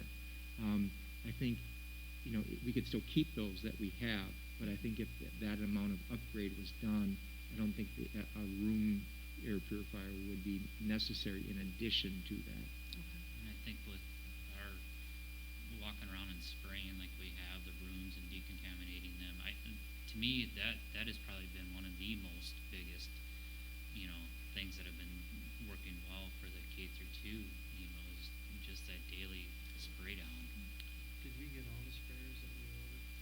I still don't think all of them are in. I would have to check on that, but last check we did not have them all in. Has that been working pretty good, though, as far as we can tell? Yeah, and again, as we add more students, we would need all of those sprayers that we initially ordered. And again, if there were hate to say that again, but, if we had a date and we were working backward, then there's more pressure to, we need Put on the to find vendor. another avenue for the additional sprayers if we don't have them currently. Yeah. What would have, if you were to throw it on, I'm sorry if I'm jumping ahead, so somebody please stop me, but if you were to have, if the board was to ask you to give us a date, what would you recommend? Well, having talked to the administrative team just about, looking at these numbers, and I'll just show them you again, as we meet as a directors group, so that's transportation, food service, custodial maintenance, athletics, special ed curriculum. We meet every Tuesday morning, so we'll meet again tomorrow morning. And as we always wanted to give like Janan a heads up so that she doesn't have all week or 2 week, as much advance notice as possible. So as we were looking at these numbers starting to develop, one of the things that we had talked about is enough time that everybody can do their job, feel like they've got the best plan in place, and again, go back, I think, to the medical advisory and see what else in our reopening plan they might suggest. Looking at where we are now, which is really only a couple of weeks out from Thanksgiving, come back, and then a couple of more weeks till the holidays, I would suggest looking at sometime after the holidays, like the 4th, and then a phase in after that. And having talked to the principals, if that was something that we were going to do, and not having to wait till a yellow, for example, all right, we could do that like we had initially planned, where we could bring in, for example, 3rd, 4th, and then 5th, 6th in 2 rounds, and then 7th, 9th, 12th, that was our original plan, and then 8th, 10th, and 11th. If we did that after the holiday break, that does give us, even with those breaks in between, that would give us about a month and a half or so. Again, knowing it at the long-term goal is the parents know then when their kids are coming back. Can we get the air filtration system in by that point? I would think if we made calls tomorrow and said this is a priority, that yes, like I said, the districts that did that early in the summer had them in by the fall.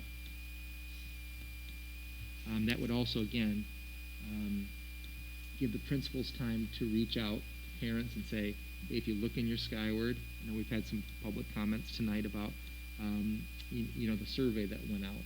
Make sure that we know who's going to be here and who's going to be virtual. Again, that choice to be virtual does not go away. Get Stacy enough time and Janan enough time for drivers and food service. We talked about, Ryan brings up a very good point about the differences that would take place in just how you're teaching those classes, especially at the middle and high school level. That gives us, again, about a month and a half with some PD days still coming up on what that would look like, in addition to our Wednesdays that we have options to. I think that it's conservative in terms of the time amount that we would need, but it does set a day that we can work backwards from. And I don't know if the principals want to weigh in on this or not. So it looks like the end of second quarter is January 15th. And I remember Monticello had already scheduled out 2 weeks of virtual after holidays, expecting that people will be commingling. And Right, and putting our second semester starts on the 18th of January. So would it be better to target maybe that date instead? Yeah, I think Yeah. right after the holiday is gonna be a huge surge in numbers, and it's not gonna be a good time to bring people back. So I'm going to pull one of Mike's phrases, and not to be a Debbie Downer, but what you gave us was a calendar where they started possibly on, the 23rd? No, It was a we for instance. purposely took the months off of that. I just had to have a calendar. Oh, silly me, I That's just just thought it was November. Okay. It does have Thanksgiving on there, but I needed Well, just that a would be calendar. why I thought it was November. I guess we're talking another quarter of the year with that before we start. Yes? I want to make sure I understand this. Yeah, I was And proposing, then so another quarter of the year. And then as we phase in, by the time we get that last group of kiddos in, probably another month. So we're actually probably into February. Well, you're definitely into February if you start the 18th.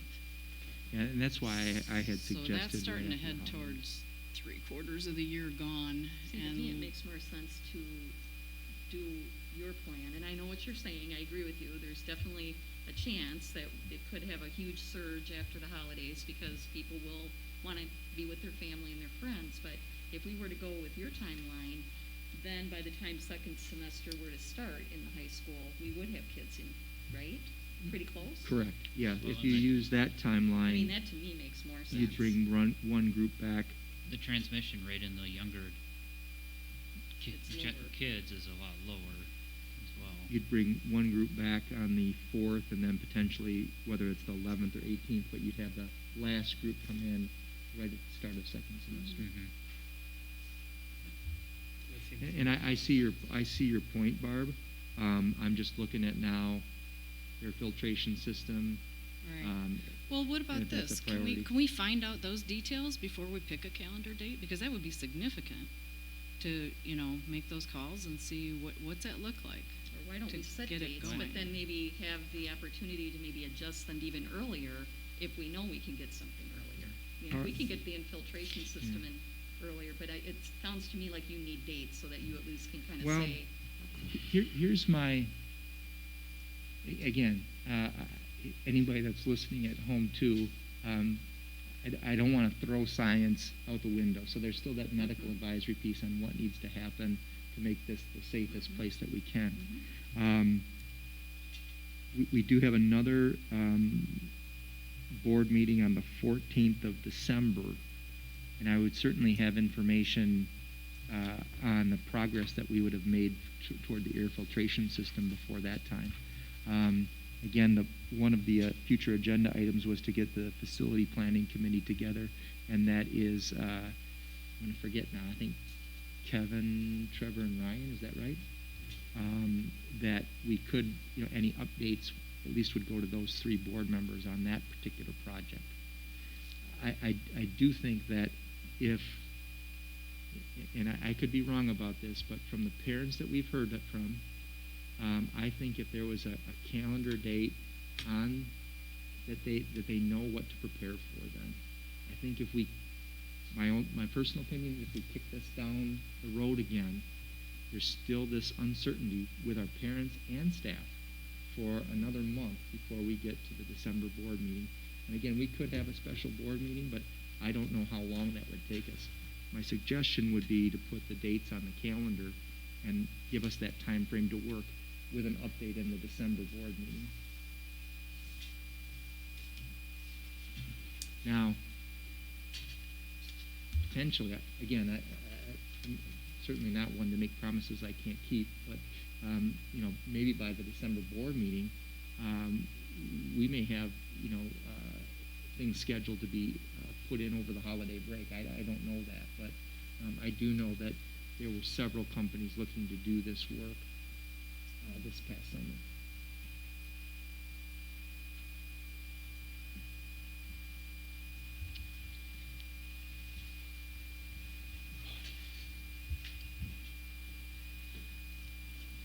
I'm kind of the opinion to kind of plan for January 4th for right now, and then things change, we can convene and update. There's nothing that says that we can't reconvene on the issue. that's true.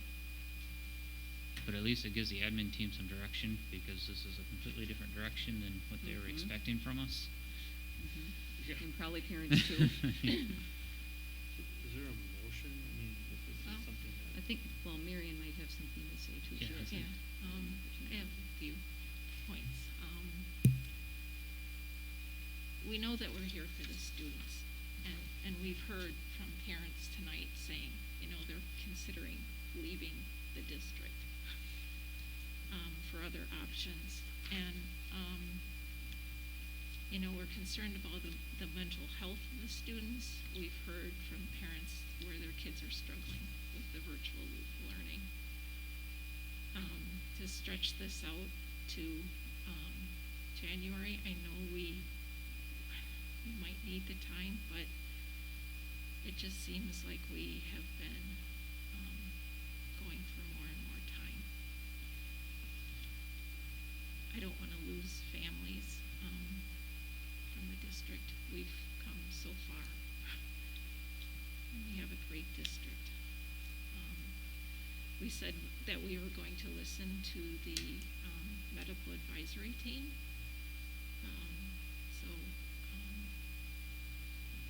And, you know, the survey results, if we have 60%, over 60% of our families saying they want their kids in school, we need to listen to that.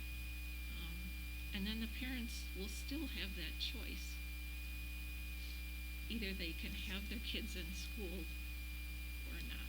So, and we can always hit that pause button.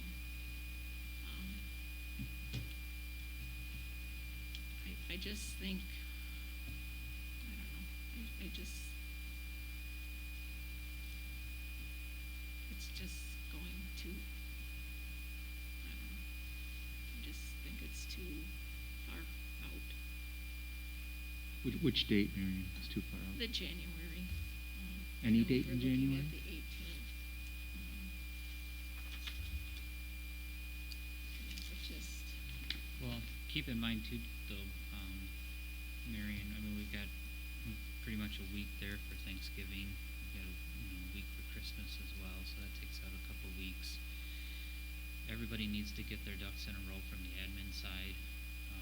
I think what I would propose that, and I would really challenge the admin staff then to really, identify students that need some urgent help and plans in place, whether we have to bring in subs or whatever we need to do to bring those up, and in to get those students in.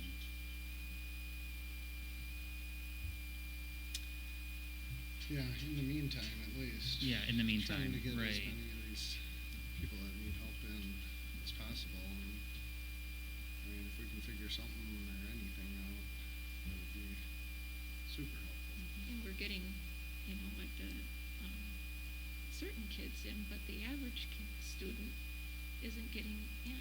Well, that's what that's what I'm trying to get at, is saying that even at that, if the teachers identify them as not, it doesn't even have to be a teacher. If a parent is reaching out and saying, "Look, my child needs help," we have to find a way to get them in right now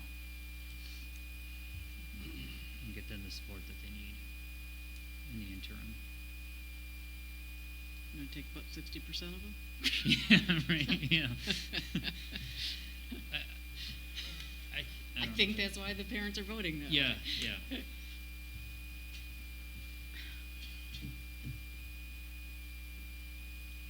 Nate, we've really thrown at a lot at you here. I mean, Yeah, I think my hang up is still, I certainly know that the staff, and we've talked about this, the staff that would be coming back, and they've asked about it already, is the upgrade in the air filtration system. mm-hmm. And so that would be something that I would want to have in place before we had them and more kids in. And I wouldn't want to spend, I think to Barb's point, I wouldn't want to spend, as my dad used to say, good money after bad to buy these room air purification systems, which are not cheap, and then go with a $75,000 or $80,000 investment. And that's why my suggestion would be right after the holiday break on that January 4th to bring in the first wave, and then a second wave potentially even the next week, whether that's the 11th. I guess the admin team would have to talk about that, the 11th or the 18th. But if that first wave came in on the 4th, I think that gives us enough time to do what we've been talking to do in terms of the safety of the students and staff. And to Ryan's point again is that there's going to be some time to have to prepare to do both. And I understand we're not having. There's the effort to try to get kids in as soon as possible. I would venture a guess that knowing that this would be the plan, even though it would be that we'd have we'd have all the kids that wanted to be in the building back before the end of the first semester, and we'd have these extra safety precautions in place. My sense is that at least parents then have a date that they can prepare for. What about starting, so you have the phase 1 and 2 for both the 3rd through 8th and 9th through 12. Can the 3rd, 4th, and 7th and the 9th and 12th just make a go for, I mean, if we've got the air filtration system, one thing I'm thinking, why don't we just bring them all in as opposed to that staggering? Explain that one to me again. You mean why would we stagger the start? So why didn't we, on the 4th, just let them all, those who choose hybrid, come in? Why do we still need to do it? Because we were going by, this isn't safe yet, we're going to slowly but surely. Could we instead allow all of them to come on the 4th? The idea behind it was that you'd reintegrate them in again a couple of waves. I think if given that much time to prepare, I think that's something that we if that's what we decide tonight, I think that does give us enough time to prepare for that. That's what we were going to do on September 8th initially. Actually, Right. September 1st initially. Right. And I don't know if the principals want to chime in on that. We're trying to digest it. Yeah. It's a lot. I think it was just the reason for the staggering was to do some of those similar things of, procedures, the social distancing piece, the assigned seating piece, the wearing the mask piece. If we had enough time to prepare and we knew that was the date, that could be an option. I think for at least our building. I don't know if Kelsey's behind me.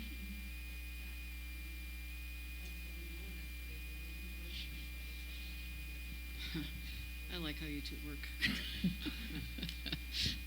Since we still have data that is still strongly showing that the transmission rate is higher in the older age group, would it behoove us, since we know that an incubation period is 4 to 5 days, to bring in the younger groupings on the first week and then the older groupings the second week after following the holidays? Because then that would allow that incubation period to happen. The chances of anybody going positive then after that point are a lot lower in that older age group. Looking at the calendar then, Trevor, it would be 3rd through 8th on the 4th of January and 9th through 12 on the 11th of January. That would give a week after the break. That would be my I agree with recommendation. Trevor. I think that there should be a little bit of time. But I love the idea of just having 2 groups instead of breaking it out into 3. I think that's good. Now, this is all hypothetical. We can't make any formal movement tonight because this It's a portion discussion. is only for discussion. But I think this is a plausible path forward, in my opinion. With more information, with the Do board we- knowing that there's okay. more information to come over the next couple of weeks here. So with that said then, Trevor, we do have a work session on the 30th that we could formalize this. We could let parents know that this is what we're going to look at by the time we get to the 30th, and then have that as an action item on the 30th. And by then, you might have some additional information. I would guess I'd have additional information on the air filtration system by the end of the week, I Yeah. think. I think that makes sense, Nate. Put that as an action item. Put the Sherry 30th. on, moving numbers around, and and if we need to look at any areas that we're just not going to be able to support for this year to make this happen, I think that's one thing that, there's got to be a little bit of a trade-off. We're lucky to have the sale of the other building. If we need to pull funds, wherever we need to pull funds and to make something like this happen to get it done. So if I'm hearing everybody right, summarize, we'd have an action item at our work session on November 30th, that we would be bringing in 3rd through 8th on January 4th, 9th through 12th on January 11th, and using our time in between that to reconvene the medical advisory for safety precautions on our reopening plan, and trying to schedule the upgrade to the air filtration system in the meantime. You may need an action item, I'm not sure to. I'm not understanding the divider with the high school. They're in a separate building. I don't get that whole incubation theory. My thought process behind that, Barb, is that families are gonna get together over the holidays, you know, with outside family members coming in. If the incubation period is 4 to 5 days, you know, so following that get-together over the holiday period, the incubation period is 4 to 5 days, it's transmitted much higher at the older age group.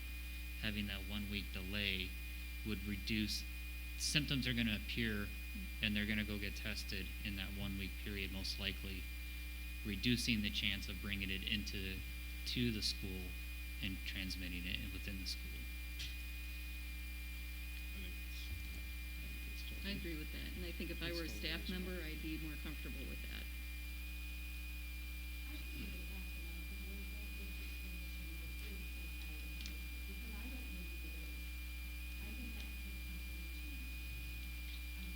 No, that's fine.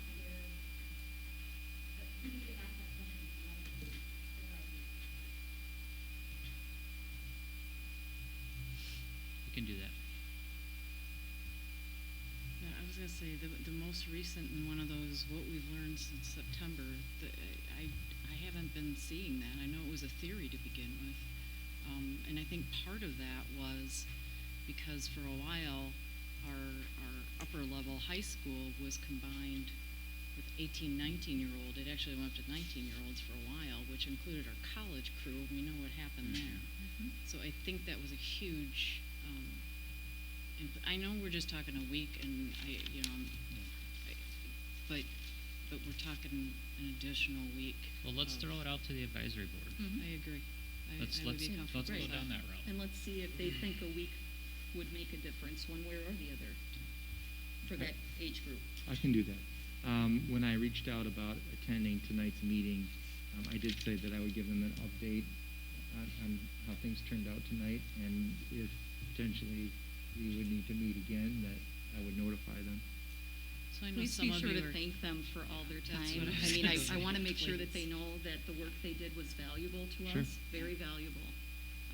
I mean, really, it made a big difference for me personally. I think So. some thank you notes, Nate, we could all sign and send out to them as well. absolutely. Good idea. Yeah, I learned a great deal, so I hope I'm not getting any indication from you that you think it was time wasted, but yeah. No. I mean, I know we're going a different route, but I seriously appreciate all that was And- put into that. In all fairness, we did say that we would listen to the board, but, you know, the medical advisory board, but we said that we may not follow. Well, that we needed to approve it. Yeah. All right. So I think we have some action items. Nate, do you want to just recap it one last time so we're all on the same page? Sure. So right now, we will add an action item to our work session on November 30th. But in the meantime, we'll convene the medical advisory, one, to go through our reopening plans again for additional safety precautions. Two, to make sure that we've got enough, at least for the medical advisory, to get their perspective on whether or not high school would come back on the 4th of January, or if there would be benefit to wait a week and bring them back on the 11th. And then again, we would also find money in the budget and the contractors to upgrade the air filtration system between now and that date of student return. That sounds accurate. What I would ask the board is if I can tomorrow at least reach out to parents. I'm sure we've got a lot on the stream. I know the stream wasn't working initially tonight, but we've got a lot on the stream, so I can at least give them an update on here's what the plan looks like we're headed. But it'll have to be finalized or Yeah, let's not the next guarantee year. anything. Yeah. I mean, if our Right. hospitals are full on the 4th of January, we're not, I mean, we'd be foolish to think that Or if we're we gonna can't be get our opening infiltration schools. system put in timely, that would make a difference. So wait on the parent communication then? No, I think you No, can I think it's communicate good to it. let But them just know don't what was make sure they discussed. understand that Based this is all on- very tentatively It was just planned, discussed. and- It was a discussion Yeah, at the not, board. no action was taken. Does that sound like a proper summary? And that there's, no matter what, there will still be a virtual option for all who so choose. Yeah, 'cause some of the feedback we got was, every meeting I watch and I get hope that's kind of dashed, later when we don't progress beyond that. So I don't wanna make it seem like we're gonna start up tomorrow and everybody gets all excited. Yeah, I think it'll be important to make it very clear that nothing's changed yet. Our direction. However, Sure. we're investigating. Our direction hasn't changed formally. We've had a discussion about changing direction with these tentative dates. Okay. I can do that.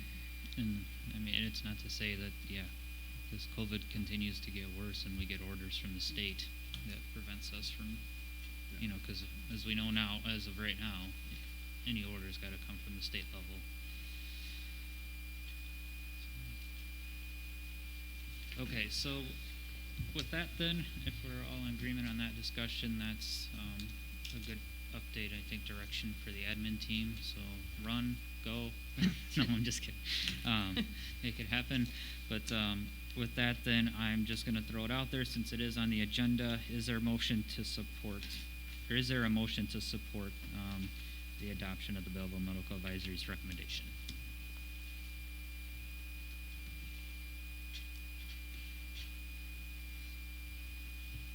I'll ask one more time. Is there support to adopt the Belleville Medical Advisory's recommendation for a hybrid phase-in plan for grades 3 through 12 based on the Harvard model?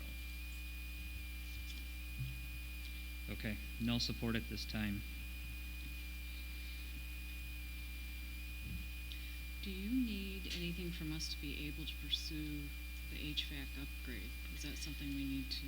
That's a good question, because I was Yeah. wondering that. I was thinking the same thing too, Barb. Well, But I I think think- to approve something, we could call an emergency meeting, maybe. Exactly. Or if they would need something before the 30th, we could call an emergency meeting. Okay. Yeah, just ASAP, promise them butter braids. Yeah, right. Not so many, we don't know what to do with them. Christmas Marion, you cookies, remember whatever. Pam Yoder was supposed to get an air conditioning system, so maybe she can swap it. See if we could do the chiller combo. The Air old chiller, purifier. We need that band. ionizer. Just Yeah. have their info. Yeah, there you go. All right. Well, very good then. Moving on then to adjustment to the weekly schedule is a null point, I believe, at this So point. then? I'll ask the principals maybe to join me one last time. One of the reasons that we moved this until after the discussion, possible action on the medical advisory, was if we did something different, which we are headed down that path, that we may not need to adjust the schedule based on knowing that this may only be in, our current situation may only be temporary. So I don't know if, I'll put you both on the spot then. I guess I would still ask for that consideration for kindergarten through sixth grade. I was in a South Central Elementary principal meeting about a week ago. There were 8 districts there, and all of them, when I asked about a 5-day versus a 4-day virtual schedule at their elementary level, they said 4 days. And so across the board, everybody was holding that 4-day with more of that asynchronous or support day for staff learning and development, and more one-on-one time with students. Especially if we're thinking about bringing kids back into the building. Now those teams that have had teams of 3 or 4 as a support for one another now goes down to one teacher that has to take that workload on all on their own, which is what our kindergarten, first, and second grade teacher have really been struggling with a lot, is that it's a lot of content creation, a lot of feedback, and then parents are still asking for more. They say, I still want more about how my child's doing individually. And so trying to navigate that, trying to make it engaging, trying to research and learn new platforms, and then still holding those live lessons, it's just a lot. And then without collaboration with team members, there's still planning that goes in. But what we've seen at kindergarten, first, and second grade is the team can plan together, but the teachers who are in person say, okay, great, and then the virtual teacher goes, now how do I have to make this work in a virtual world? So it is just another layer, so I think our virtual teachers would still highly advocate for that We'll still have flexibility. virtual options after this, so it's still gonna be the same problems Right. Yeah. after, even if we bring kids back. So you're saying, you would wanna have the schedule for just the all virtual kids right now, right? So 3 through 6? Yes. Okay. Well, kindergarten through sixth Oh. grade for our virtual learners. Oh, yeah. They're okay. all- Oh, for virtual, yes. Yes. Okay. I mean, our kindergarten teacher has said that, our virtual kindergarten teacher has said that most kindergarten families, even at this point, are saying by Friday, oh, we're going to take Friday off. We're just going to take this to get caught up. We're getting that feedback a lot, that parents are even saying we need a day to get caught up, or we're just going to take the day right now for our own mental health, or because of our schedules, or whatever it may be. So I think that would provide some flexibility for families as well. It wouldn't necessarily have to be Wednesdays. It could be, if it's just our building, if it were aligned with middle school, high school, we want that to align, of course. But I think offering that flexibility on what that 5th day could look like would provide a lot of support for teachers, especially working with principals, working with Kylie, working with interventionists, working with all of that. It would provide a lot more support for them. So our notes say pre-K through second will remain on the same schedule, 5 days per week, but you're saying that. In person. Okay. Yep, the in-person would stay 5 days a week. So with what you know now too, based on what our conversations have been so far, Kelsey, would you propose moving this date up from November 30th to maybe not this week, or maybe you would consider this week, but starting maybe even next week, just to help alleviate a little bit sooner? Yes. Well, but I think why Yeah. Kelsey and I chose November 30th is because next week, the week of November 16th, Monday is already a staff PD day, so that is a 4-day week. Okay. And then the following week is Thanksgiving week, so it's only a Oh, 2-day week. yeah. So November, the reason, it does seem like a long time away. does, yes. I know. But why we knowing when the date of this board meeting was, we put November 30th because that technically is the next 5-day, Okay. 5-day week. But if that could start before January, I think that would be extremely helpful. And then I would say at the middle and high school level, this new proposal of the 4-day synchronous learning and the 1-day asynchronous learning directly aligns with the hybrid model that we would possibly start on January 4th. So starting that model on November 30th does provide our students who need some of that extra support that one day where they can access their teachers. It aligns and helps us to prepare for our students for a January 4th start of a face-to-face learning, and gives our staff that time to collaborate with each other and start to work on lessons towards what teaching both hybrid or both synchronous and asynchronous, face-to-face and virtual students at the same time for those 3 weeks before the holidays. So I have concerns about sliding backwards academically. Actually, I have a few concerns about this, especially if we're going to have kids that are on. Let's start there. Sure. So we've actually found that our virtual, at kindergarten, first, and second grade, our virtual teachers are covering a little bit more than our in-person teachers, just because they have the flexibility of a full day.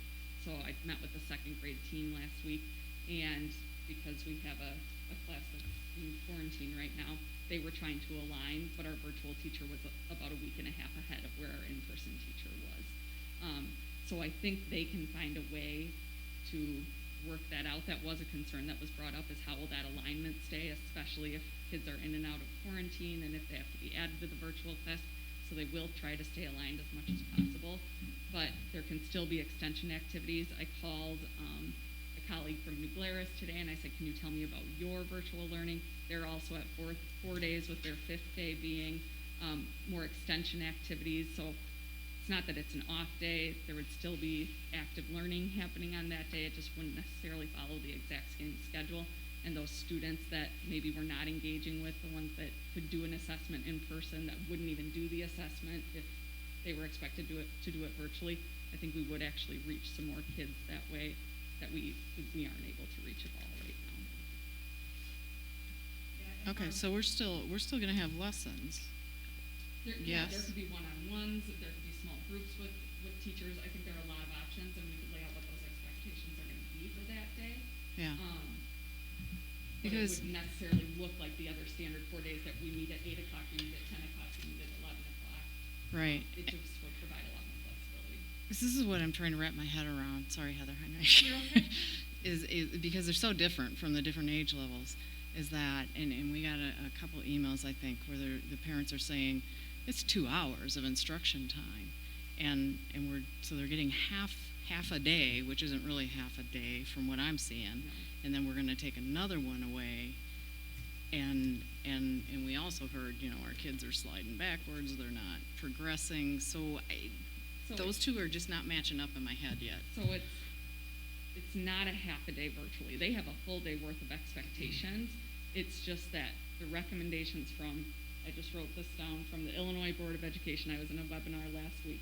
The recommendations for, say, a third grader for virtual learning is a max of 120 minutes a day live. That means they do have to do that independent piece. So there are some asynchronous lessons. There are independent. Now, a teacher may teach for 30 minutes live, but then they may leave that live meet open for the additional 30 minutes to do independent work, whether they choose to stay on and do that work with the teacher or they choose to do it on their own. They're giving kids that flexibility. Like, I don't have the support at home right now. I don't want to stand with my teacher. I'm going to do it at 5 o'clock when mom gets home from work. So that's where that engagement piece might come in. But they still have every single grade level has a full schedule. It's just whether or not the students are following that schedule, aligning with the full day. But they do have a full day worth of expectations. Well, as long as we're on that line, how is that going? Are kids tending to follow? Because that weren't according to some of the complaints we got. Yeah, it depends on the family and the situation, and do they have a parent at home to help them follow? Like I said, we've been bringing kids in to try to build that schedule with them to get them a little bit more aligned. Some better than others. Teachers have made adjustments based on student and parent feedback. At first they were saying, okay, go ahead and log off and do your independent work. Well, then the independent work wasn't getting done. So then the teacher said, okay, I'll stay on, I'll keep my meet open. A lot of kids will log back on and just sit and read quietly. They won't actually ask the teacher for help. It's just that self-monitoring. But as Heather said, it takes a lot of those soft skills that students don't have yet to even initiate that logging back onto the meet. And so we've been working with kids on self-advocacy, how to ask for help, how to email, how to say, can we start a meet right now? I have students reaching out to me that I check in with every day too and say, okay, remember 10 minutes, you're gonna go to your other meet now. And so I think we're starting to get in that routine, but each situation is incredibly different for each family. Yeah, and what I would add to that is that fifth day wouldn't be no learning day. It would be restructuring the 4 days that we do have right now. So it might possibly be that instead of doing all of the gradual release parts of responsibility, that we may be only doing 2 or 3 of them, so that more of the instructional pieces are being done on those face-to-face days, and then the independent pieces could be done on the asynchronous day. What the middle and high school teachers had requested is, at least on the asynchronous day, we would, if it were Wednesdays, continue to do 2 A days and 2 B days a month if there's generally 4 Wednesdays. So because a teacher does have an opportunity to still hold classes on Wednesdays, let's say, I think December 2nd would be the first Wednesday. That would be an A day. So it could follow 1A, 2A, 3A, 4A, 5A. If the 3A Calc AB teacher wants to have Calc AB, students could still go to that class on that day because the teacher decides they're going to hold a live lesson because it fits into where they need to do it. They could post something asynchronously. The next week would be a B day. So what happened in the spring when we didn't follow a schedule, teachers would say, I'm going to have chemistry at 10 o'clock, but then the calc teacher wanted to meet at 10 o'clock and there was overlap of students. So in this proposed model, and even with the DPI hybrid model, we would still label Wednesdays as an A-B day. So if teachers wanted to do some sort of face-to-face class, they do still have that opportunity. That would be one of the things that could happen. It just wouldn't be a structured, required, all face-to-face learning time. That would be very important to communicate that to the kids, because I could see a kid getting lost, not realizing, oh, wait, I have class this week? And not knowing it, thinking it's asynchronous, and then they were actually supposed to be logged in. I'm a little concerned about that sort of stuff, because not every kid's savvy,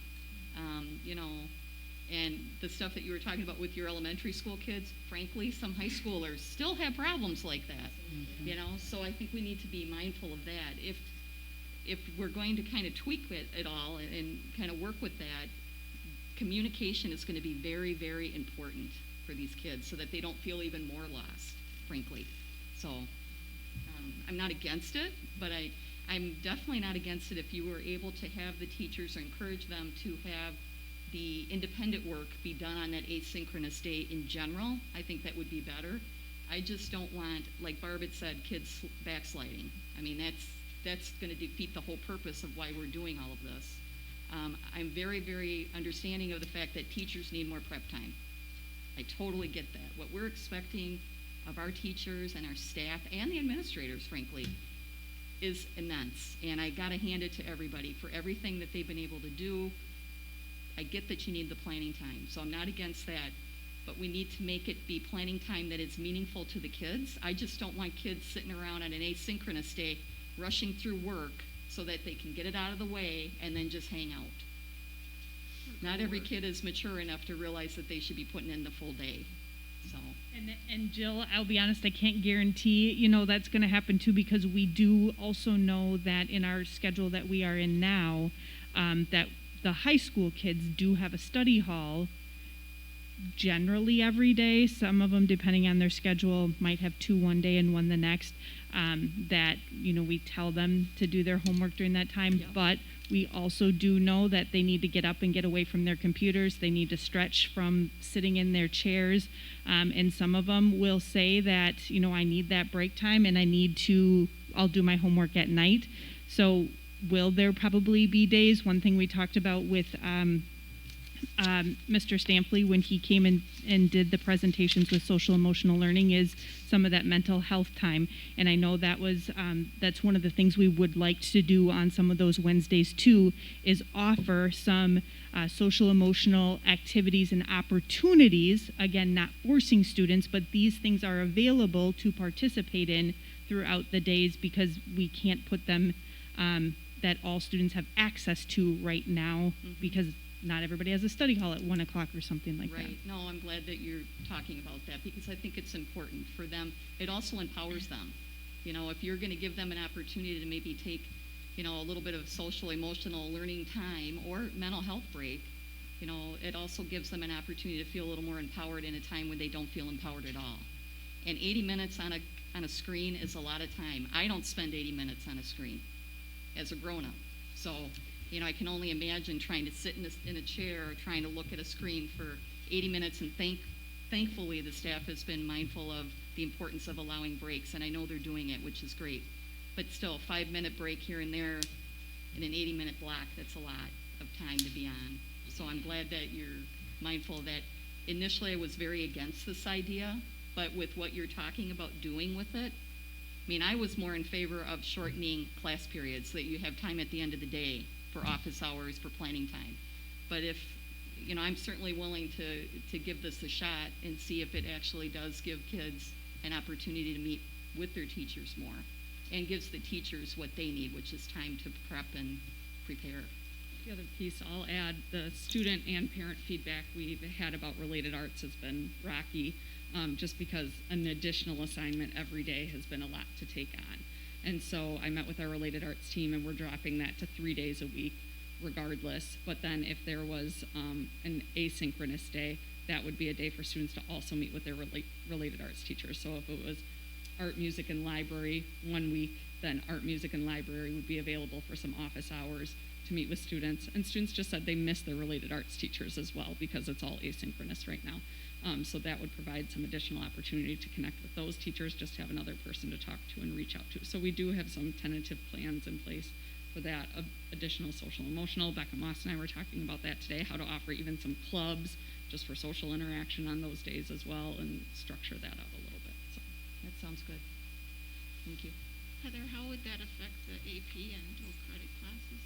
Could you? Yeah, we've had lots of conversations with those teachers, and that's when I had said that we would follow that A-B schedule, so that those teachers, if it aligned in their curriculum and maybe it were an independent day and they might give some additional reading to get them prepared for the next days, or there were some teachers who said maybe that could be a day that both sections of my classes could come together and I could have a test on that day, or we would have large discussions on that day. There were other talks about possibly like AP Chem doing labs on those days. So that's why, though it was suggested to have a set schedule on an A day and a B day, so AP teachers and dual credit classes could have an opportunity to meet with their students if they needed to. I'm still struggling with high school, doing it this way, middle school and high school. Just the bumps between and the time allotment between when they're learning and when they're supposed to work on their things on Wednesday.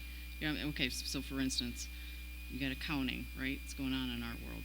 So you get right at it after you've learned the things, not wait until Wednesday to work on it.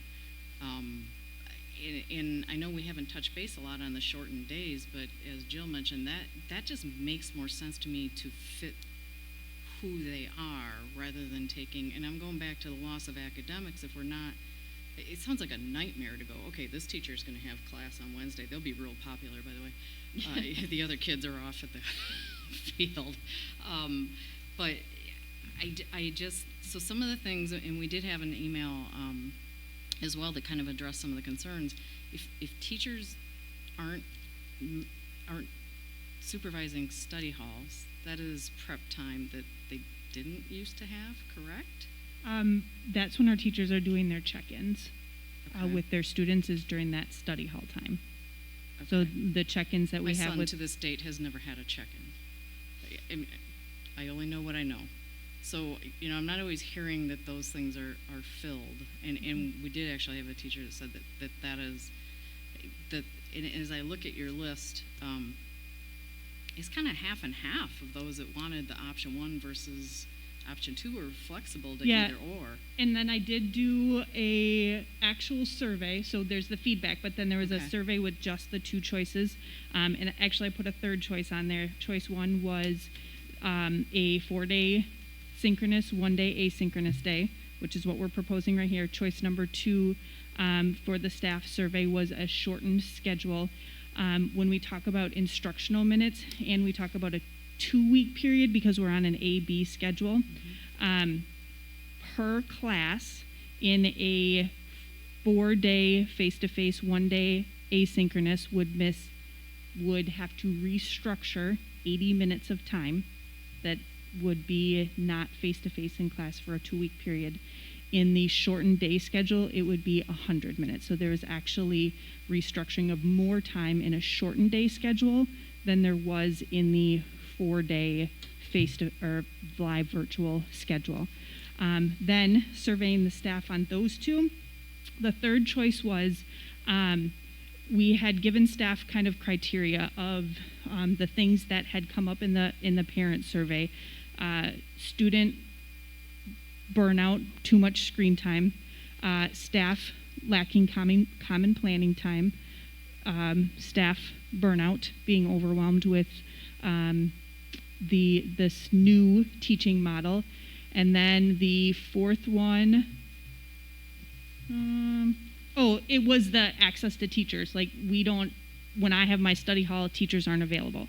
So that brought us to then the third option that teachers could choose, and said both of those models meet the needs that I have.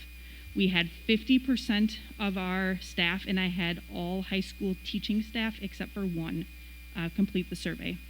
50% chose the 4-day model, 25% chose the shortened schedule model, and 25% said both options meet my needs.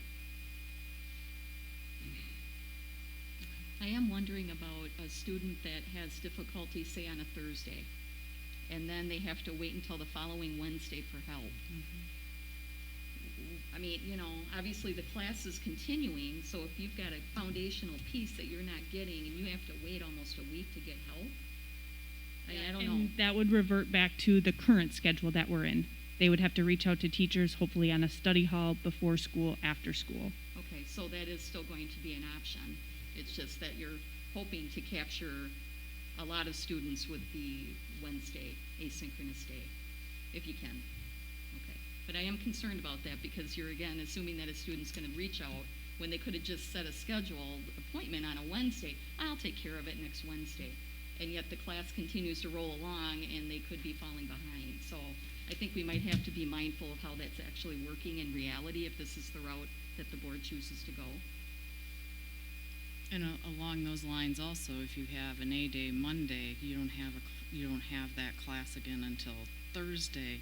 That's a huge chunk of time to be retaining and then applying it. I mean, AB already has I think the kids have adjusted to it, doing every other, but that is, on a regular basis, that is just a big gap. And keep in mind, this is the model that when we come back face to face, that this is the DPI model.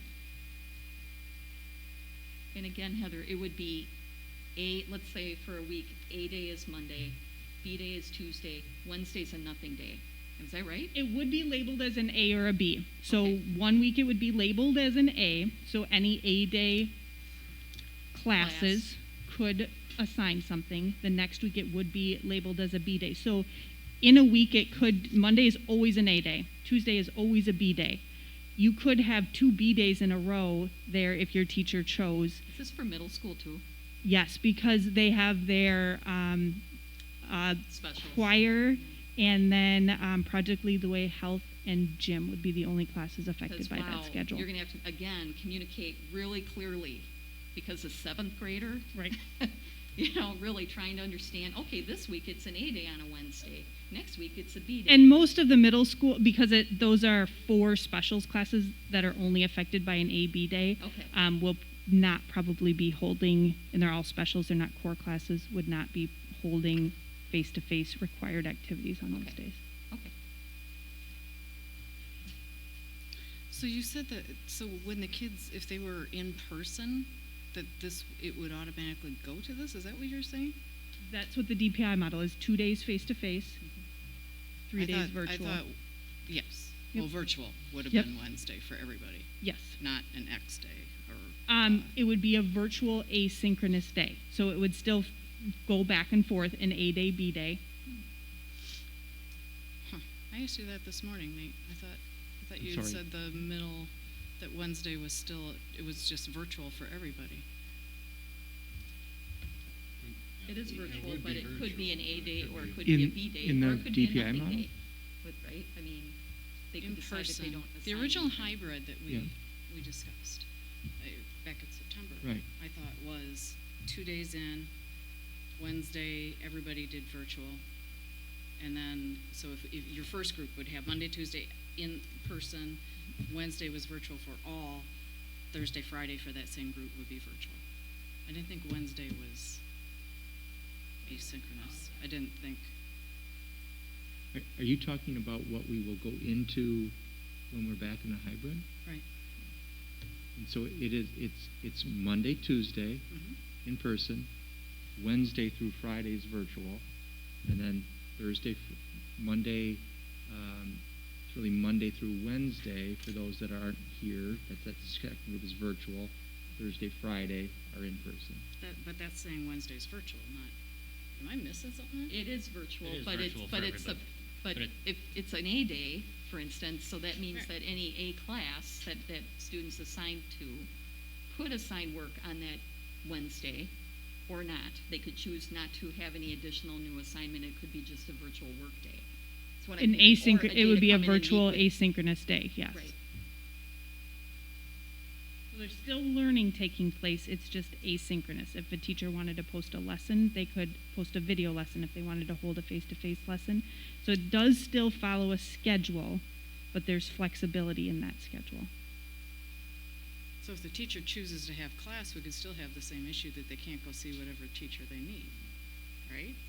For that It one just block. sounds messy to me. For that one block, yes. But it does give them more options because probably not every teacher is going to hold a face-to-face day, a virtual live lesson every Wednesday. And that would Would be it left just- up to the individual teacher. Sorry. Would it just be easier to say that no live lessons can be held on Wednesday? I worry to say that because of our AP classes. Okay. Mhm. Okay. All right. I don't know. You guys Which know are the already a curriculum. challenge, Yeah. and now I we're agree. taking time away. I'm just really worried about that just being, it's already hugely difficult with APs and dual credit, and I just don't see how this is a success to, I'm not sure we're not looking at, I mean, I get the more time, I get trying to have some, the shortened classes to me look like they would, and you've got that morning time, you've got afternoon time, you can still go connect with teachers should you need to.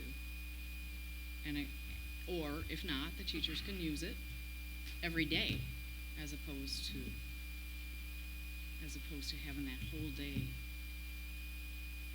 I don't know how they're gonna successfully get through their curriculum. One of the points that the student rep brought up was work release and CTE and things like that. How many kids currently are in one of those programs? Yeah, and so that the DPI model is what a lot of our upperclassmen would prefer because of that. 46 sticks in my head. It's in the 40s of how many students between youth apprentice and work study right now through the school program. Lots of other kids have jobs that they're not part of the program. Right? So they'll have scheduled work, I'd assume. Most of them do them are in the afternoon, but there are some students who do them right away in the morning and then are in classes third, fourth, and fifth block. There are a small couple of students that are around the lunch hour, but I would say the majority of our students that are in work study are afternoon. So was the option of shortening of classes looked at, I mean, seriously looked at and determined, like how many minutes would be shortened per class as an option, or was it just Yep. looking at? Yes. So what we looked at for the middle and high school was approximately 45, starting school 45 minutes late and ending school 45 minutes early, which decreased the class times to 60 to 65 minutes per day. And then that's when I had said that means 100 less minutes of, or restructuring 100 minutes of class time per 2 weeks. As opposed to the 80 minutes on a Wednesday. Right. Yeah. So it was a roughly, there was some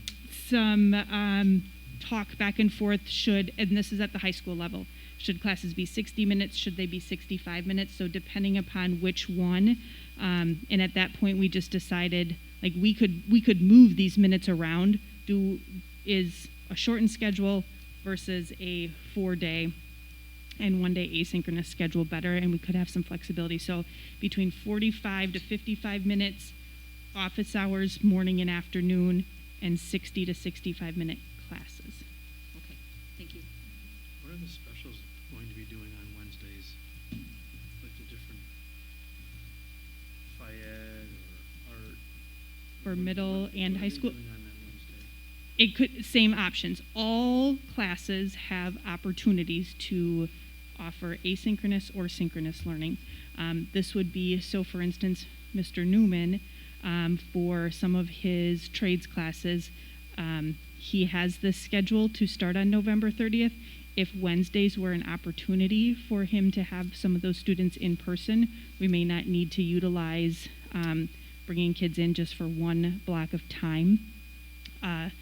FIED can still post asynchronous learning, same thing with arts, very similar to what they're, so right now at the elementary school, everything is asynchronous for the specials. So they could post some asynchronous or give students time to work on their PE logs, their art projects that they're currently doing, music first for the band and choir students.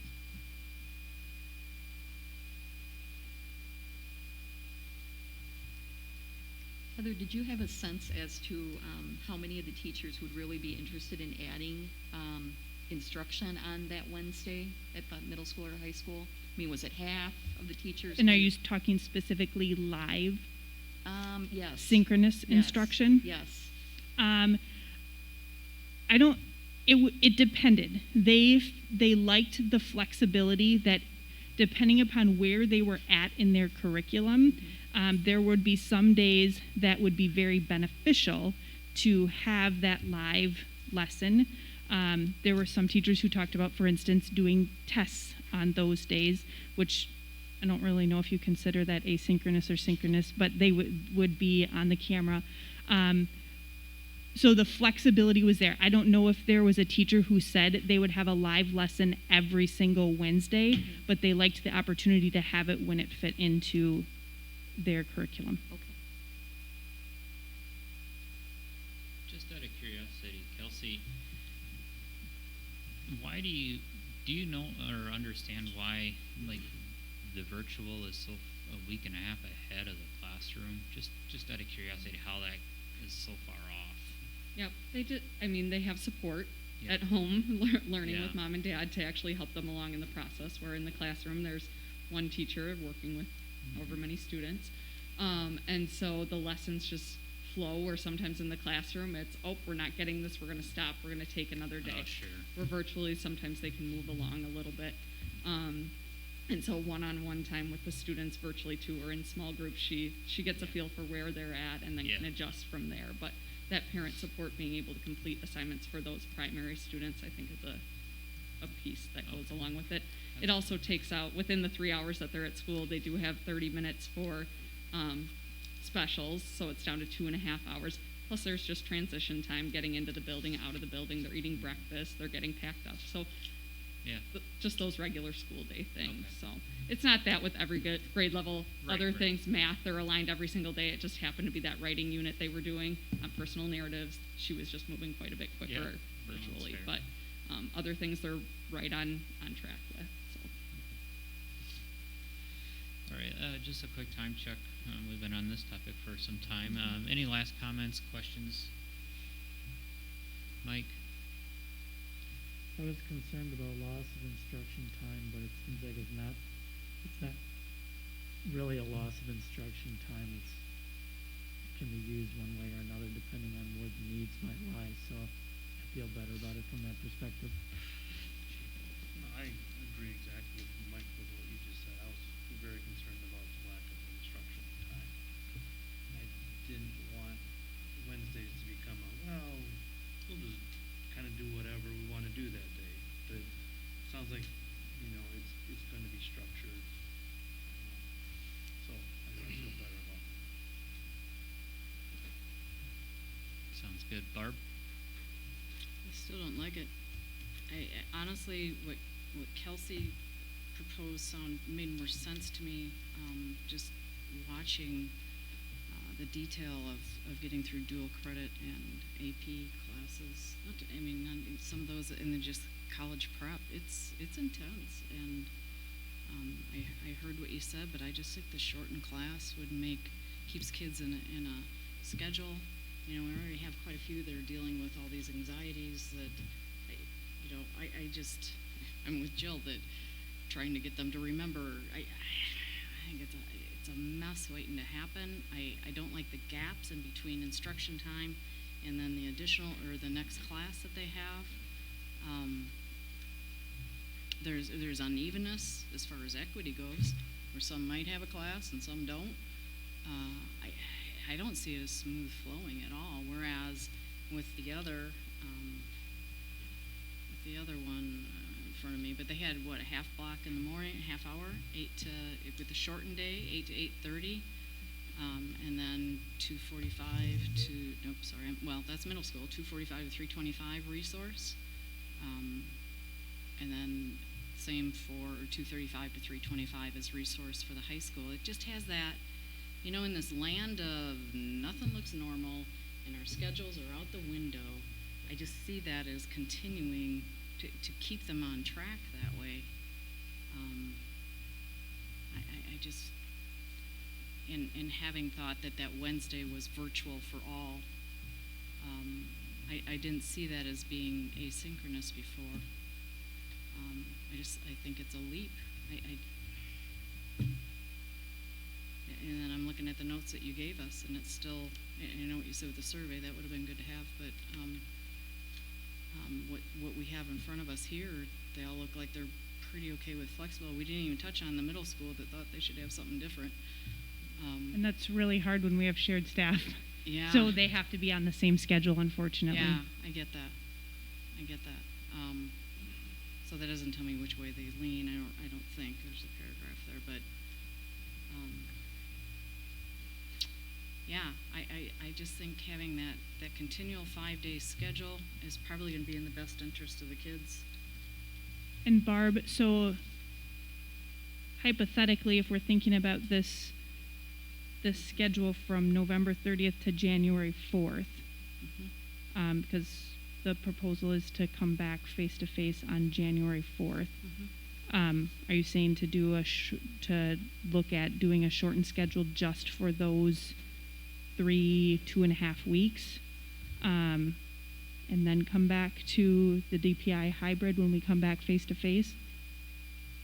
Good question.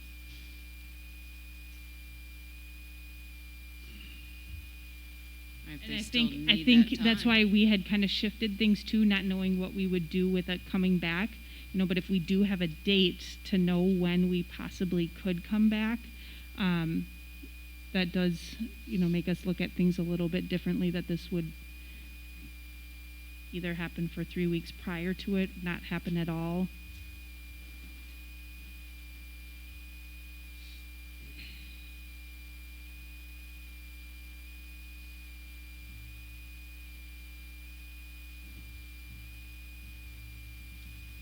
Just to jump in, I think that if we were talking about doing this more than the 3-week period, that's a much bigger discussion. Because then we're really talking about moving away from the block schedule. Really, I mean, let's think about it. That's really what we'd be saying. Fourth, though, right? What's that? I mean, it's going to continue after the 4th for all the virtual students, right? Exactly. I mean, so we would theoretically be doing it. We'd have to decide either we're doing it for 3 weeks or whatever it is, or we're doing it permanently. But to me, again, that's a much bigger discussion. I mean, that's a big discussion. I'm not against having it, but I think then we'd be talking about shortening all of our class periods, like on a semi-permanent basis, is kind of what I'm hearing, at least to get us through the hybrid until we're back in school permanently. I don't know, is that maybe what we're saying? I mean, that's big. I mean, again, I'm not against it, but it's just that's not, I don't know that that's really what we were going to talk about. Except that, right now you're still going to have kids home doing virtual regardless. So Right. So perhaps that makes sense that they are able to see the teacher. I don't know. When I went through this, my brain was not there. But starting on January 4th, everyone would be asynchronous on Wednesdays, because that's what the DPI model is. So even once we're in hybrid and we're attending in a hybrid, starting on January 4th, assuming that's what really happens, then correct me if I'm wrong, but then that Wednesday, so it would be seamless from now until Wednesday, or on Wednesdays now until whenever. Otherwise it'd be for 3 weeks, and then changing to exactly what Heather's talking about with an For the asynchronous ones for those hybrid kids. Yeah, I hear what you're saying, although we got more than 3 weeks in there, don't we? Please tell me we have more than 3 weeks before No, January between 4th. Thanksgiving and Yeah, 'cause winter we're break. we're There are starting 3 on weeks. November 30th, and then we have, Professional development. Okay. So, I'm just gonna throw out my dummy question at this point again. What's with the DPI model, we're going to Wednesday asynchronous? I didn't, when did that come about? That's always been in there. So there's never been any scheduled classes on those Wednesdays. right, yeah. It would be, I hate to compare to the spring, but it would be similar to what would happen, what that virtual looked like in the spring for just that Wednesday.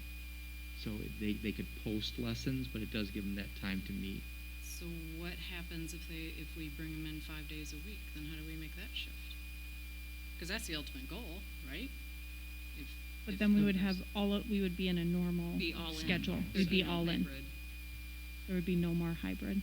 I think that was part of the argument to keep Wednesday as an A or a B day, so the schedule remains the same. Right. And the focus remains the same on those days, but it's either asynchronous or they're doing some meetings or tests or whatever.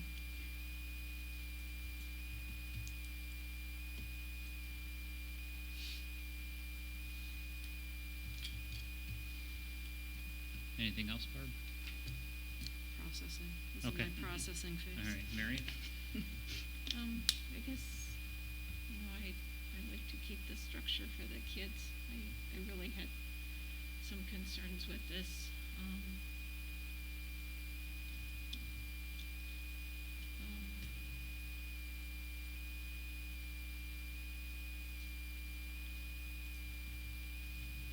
I always think that the more time that the kids are with the teachers, there's more opportunities for the teachers to identify if they're having any issues, and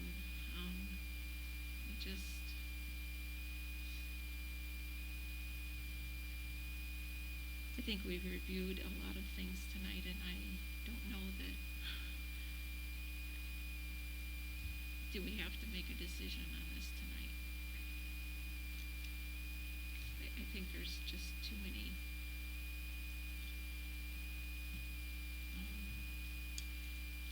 Well, keep in mind that, this is, again, really gonna be only applicable for about 3.5 weeks.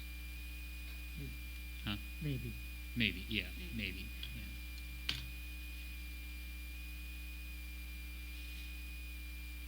That it's a trial. If it doesn't work, the admin team can go back to the drawing I board. agree with that. I think that's a good point. We think it's for 3.5 weeks, but it could be longer, and if it's longer, then maybe we need to revisit it, see how it's working, and Mhm. And I think that's why we're coming to you with some sort of alternate schedule, is because a term in, based on the most recent student survey and parent survey and talking with staff, we've highlighted those 4 key components. Students are saying they, at the middle and high school level, are having a hard time finding access to their teachers because they don't have that common time. Teachers are lacking common planning time to redo lessons or restructure lessons to meet virtual needs, teacher burnout, and then student engagement, student burnout, screen time, and the opportunity to do some of those social, emotional, mental health things.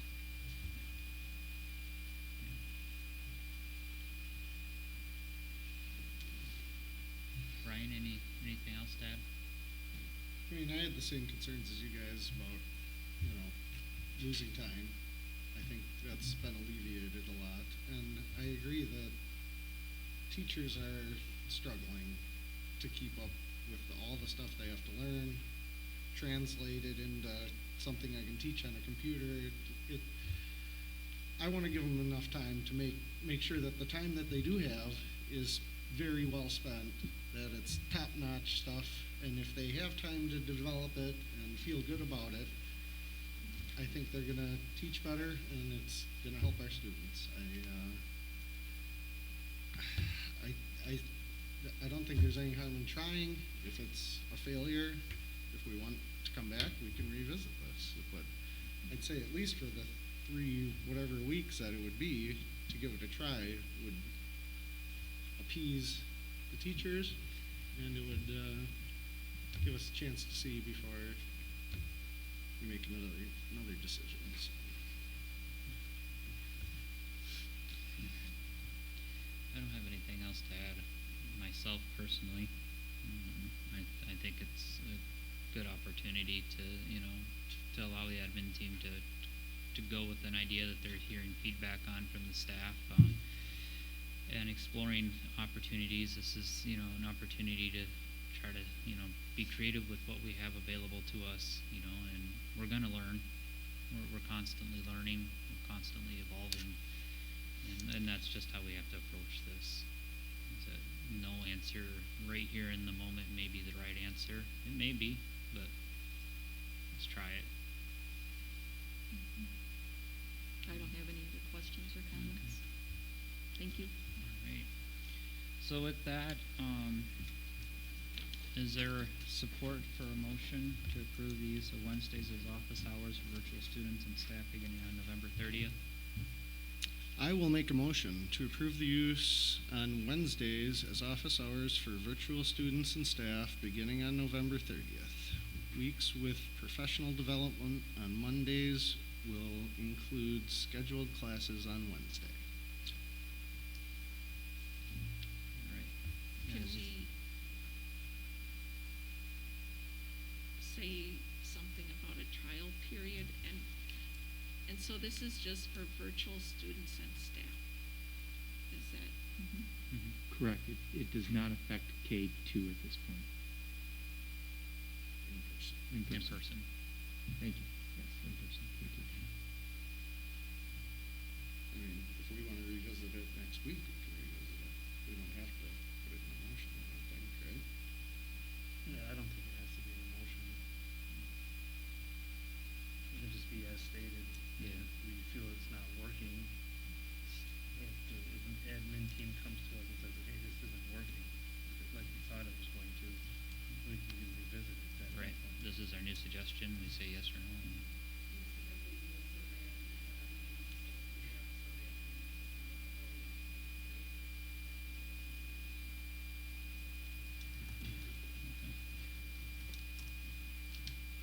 Is there a second?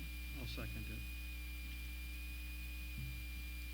Okay, I got a first by Ryan, a second by Kevin. All in favor, say yes. Yes. Any noes? No. 6 yeses, 1 no. Motion passes.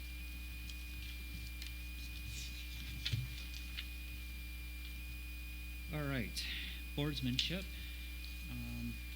The only thing I really had on that was just the comment that, as we've discussed already, November 30th, we have another board work session coming up. Is anybody want to share anything about what our assignment was and how that's coming? If any extra help is needed, support is needed for that? So Mike and I met yesterday and we reviewed what we had, and so I'm putting some final touches on it, and then we'll pass it on to Nate and Drew. It's coming together. Okay. Perfect. Thanks, Marion. Mike might have something to add. No, nothing in particular. I mean, it'll be interesting to see what feedback Drew has initially. Okay. Good. Anybody else have anything under boardsmanship that they want to talk about? No? All right. Future agenda items. Well, we've already covered one because the HVAC upgrades was one of my future agenda items that we were going to look at. And we've already talked about facility planning committee and getting that committee back together. The only other thing is for December, we will have new course proposals if we have any. Those will come up in December. Do you anticipate any yet? I have not heard from the high school staff on any new course proposals yet. Can you Although say there's that been other again? things going on. What are you, I missed it. I was doing my bad shorthand. New course proposals always come to the board in December.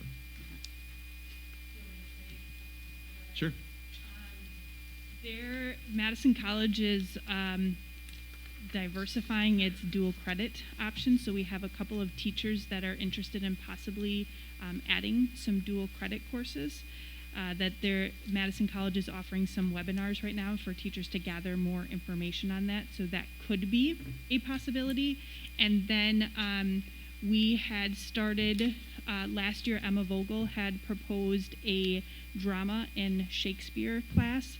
Our current teacher, Miss Meinke, is teaching that right now. She would like to propose that instead of doing the drama, she do more of a textual writing class. So there's a possibility of taking out just the drama piece of it and putting in a textual writing class for a semester. So those are the only ones I've heard of. I don't know if they will come to fruition or not. Thanks, Heather. Future board meetings? We have November 30th as a board work session, and then we would be looking at, correct me if I'm wrong, Nate, December 14th? Correct. That's all up in the next one. Is that communication meeting? No. Negotiations too, Facilities. I will Yeah. send one out to the committee. on the 11th. Tomorrow we have negotiation, right? Correct. Okay. Wednesday Wednesdays, is yeah, the communications 11th after is school. communication. Hall of Fame is, you said, Ryan, next Monday, The the 16th. 16th?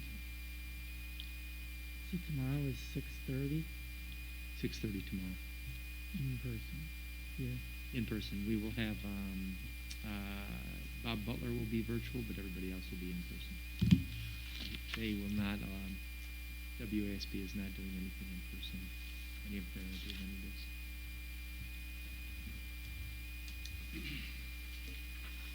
All right. All right, then with that, closed session, contemplating motion to convene in closed session under Wisconsin statutes 19.85, parent 1 CE for consideration, including action if appropriate regarding employment, promotion, compensation, or performance evaluation data of potential employees and district administrator goals. Is there a motion? Make a motion to go to closed session. I'll second it. First by Ryan, second by Kevin. All in favor say yes. Yes. Yes. Any noes? Perfect. We'll take a small recess. All right.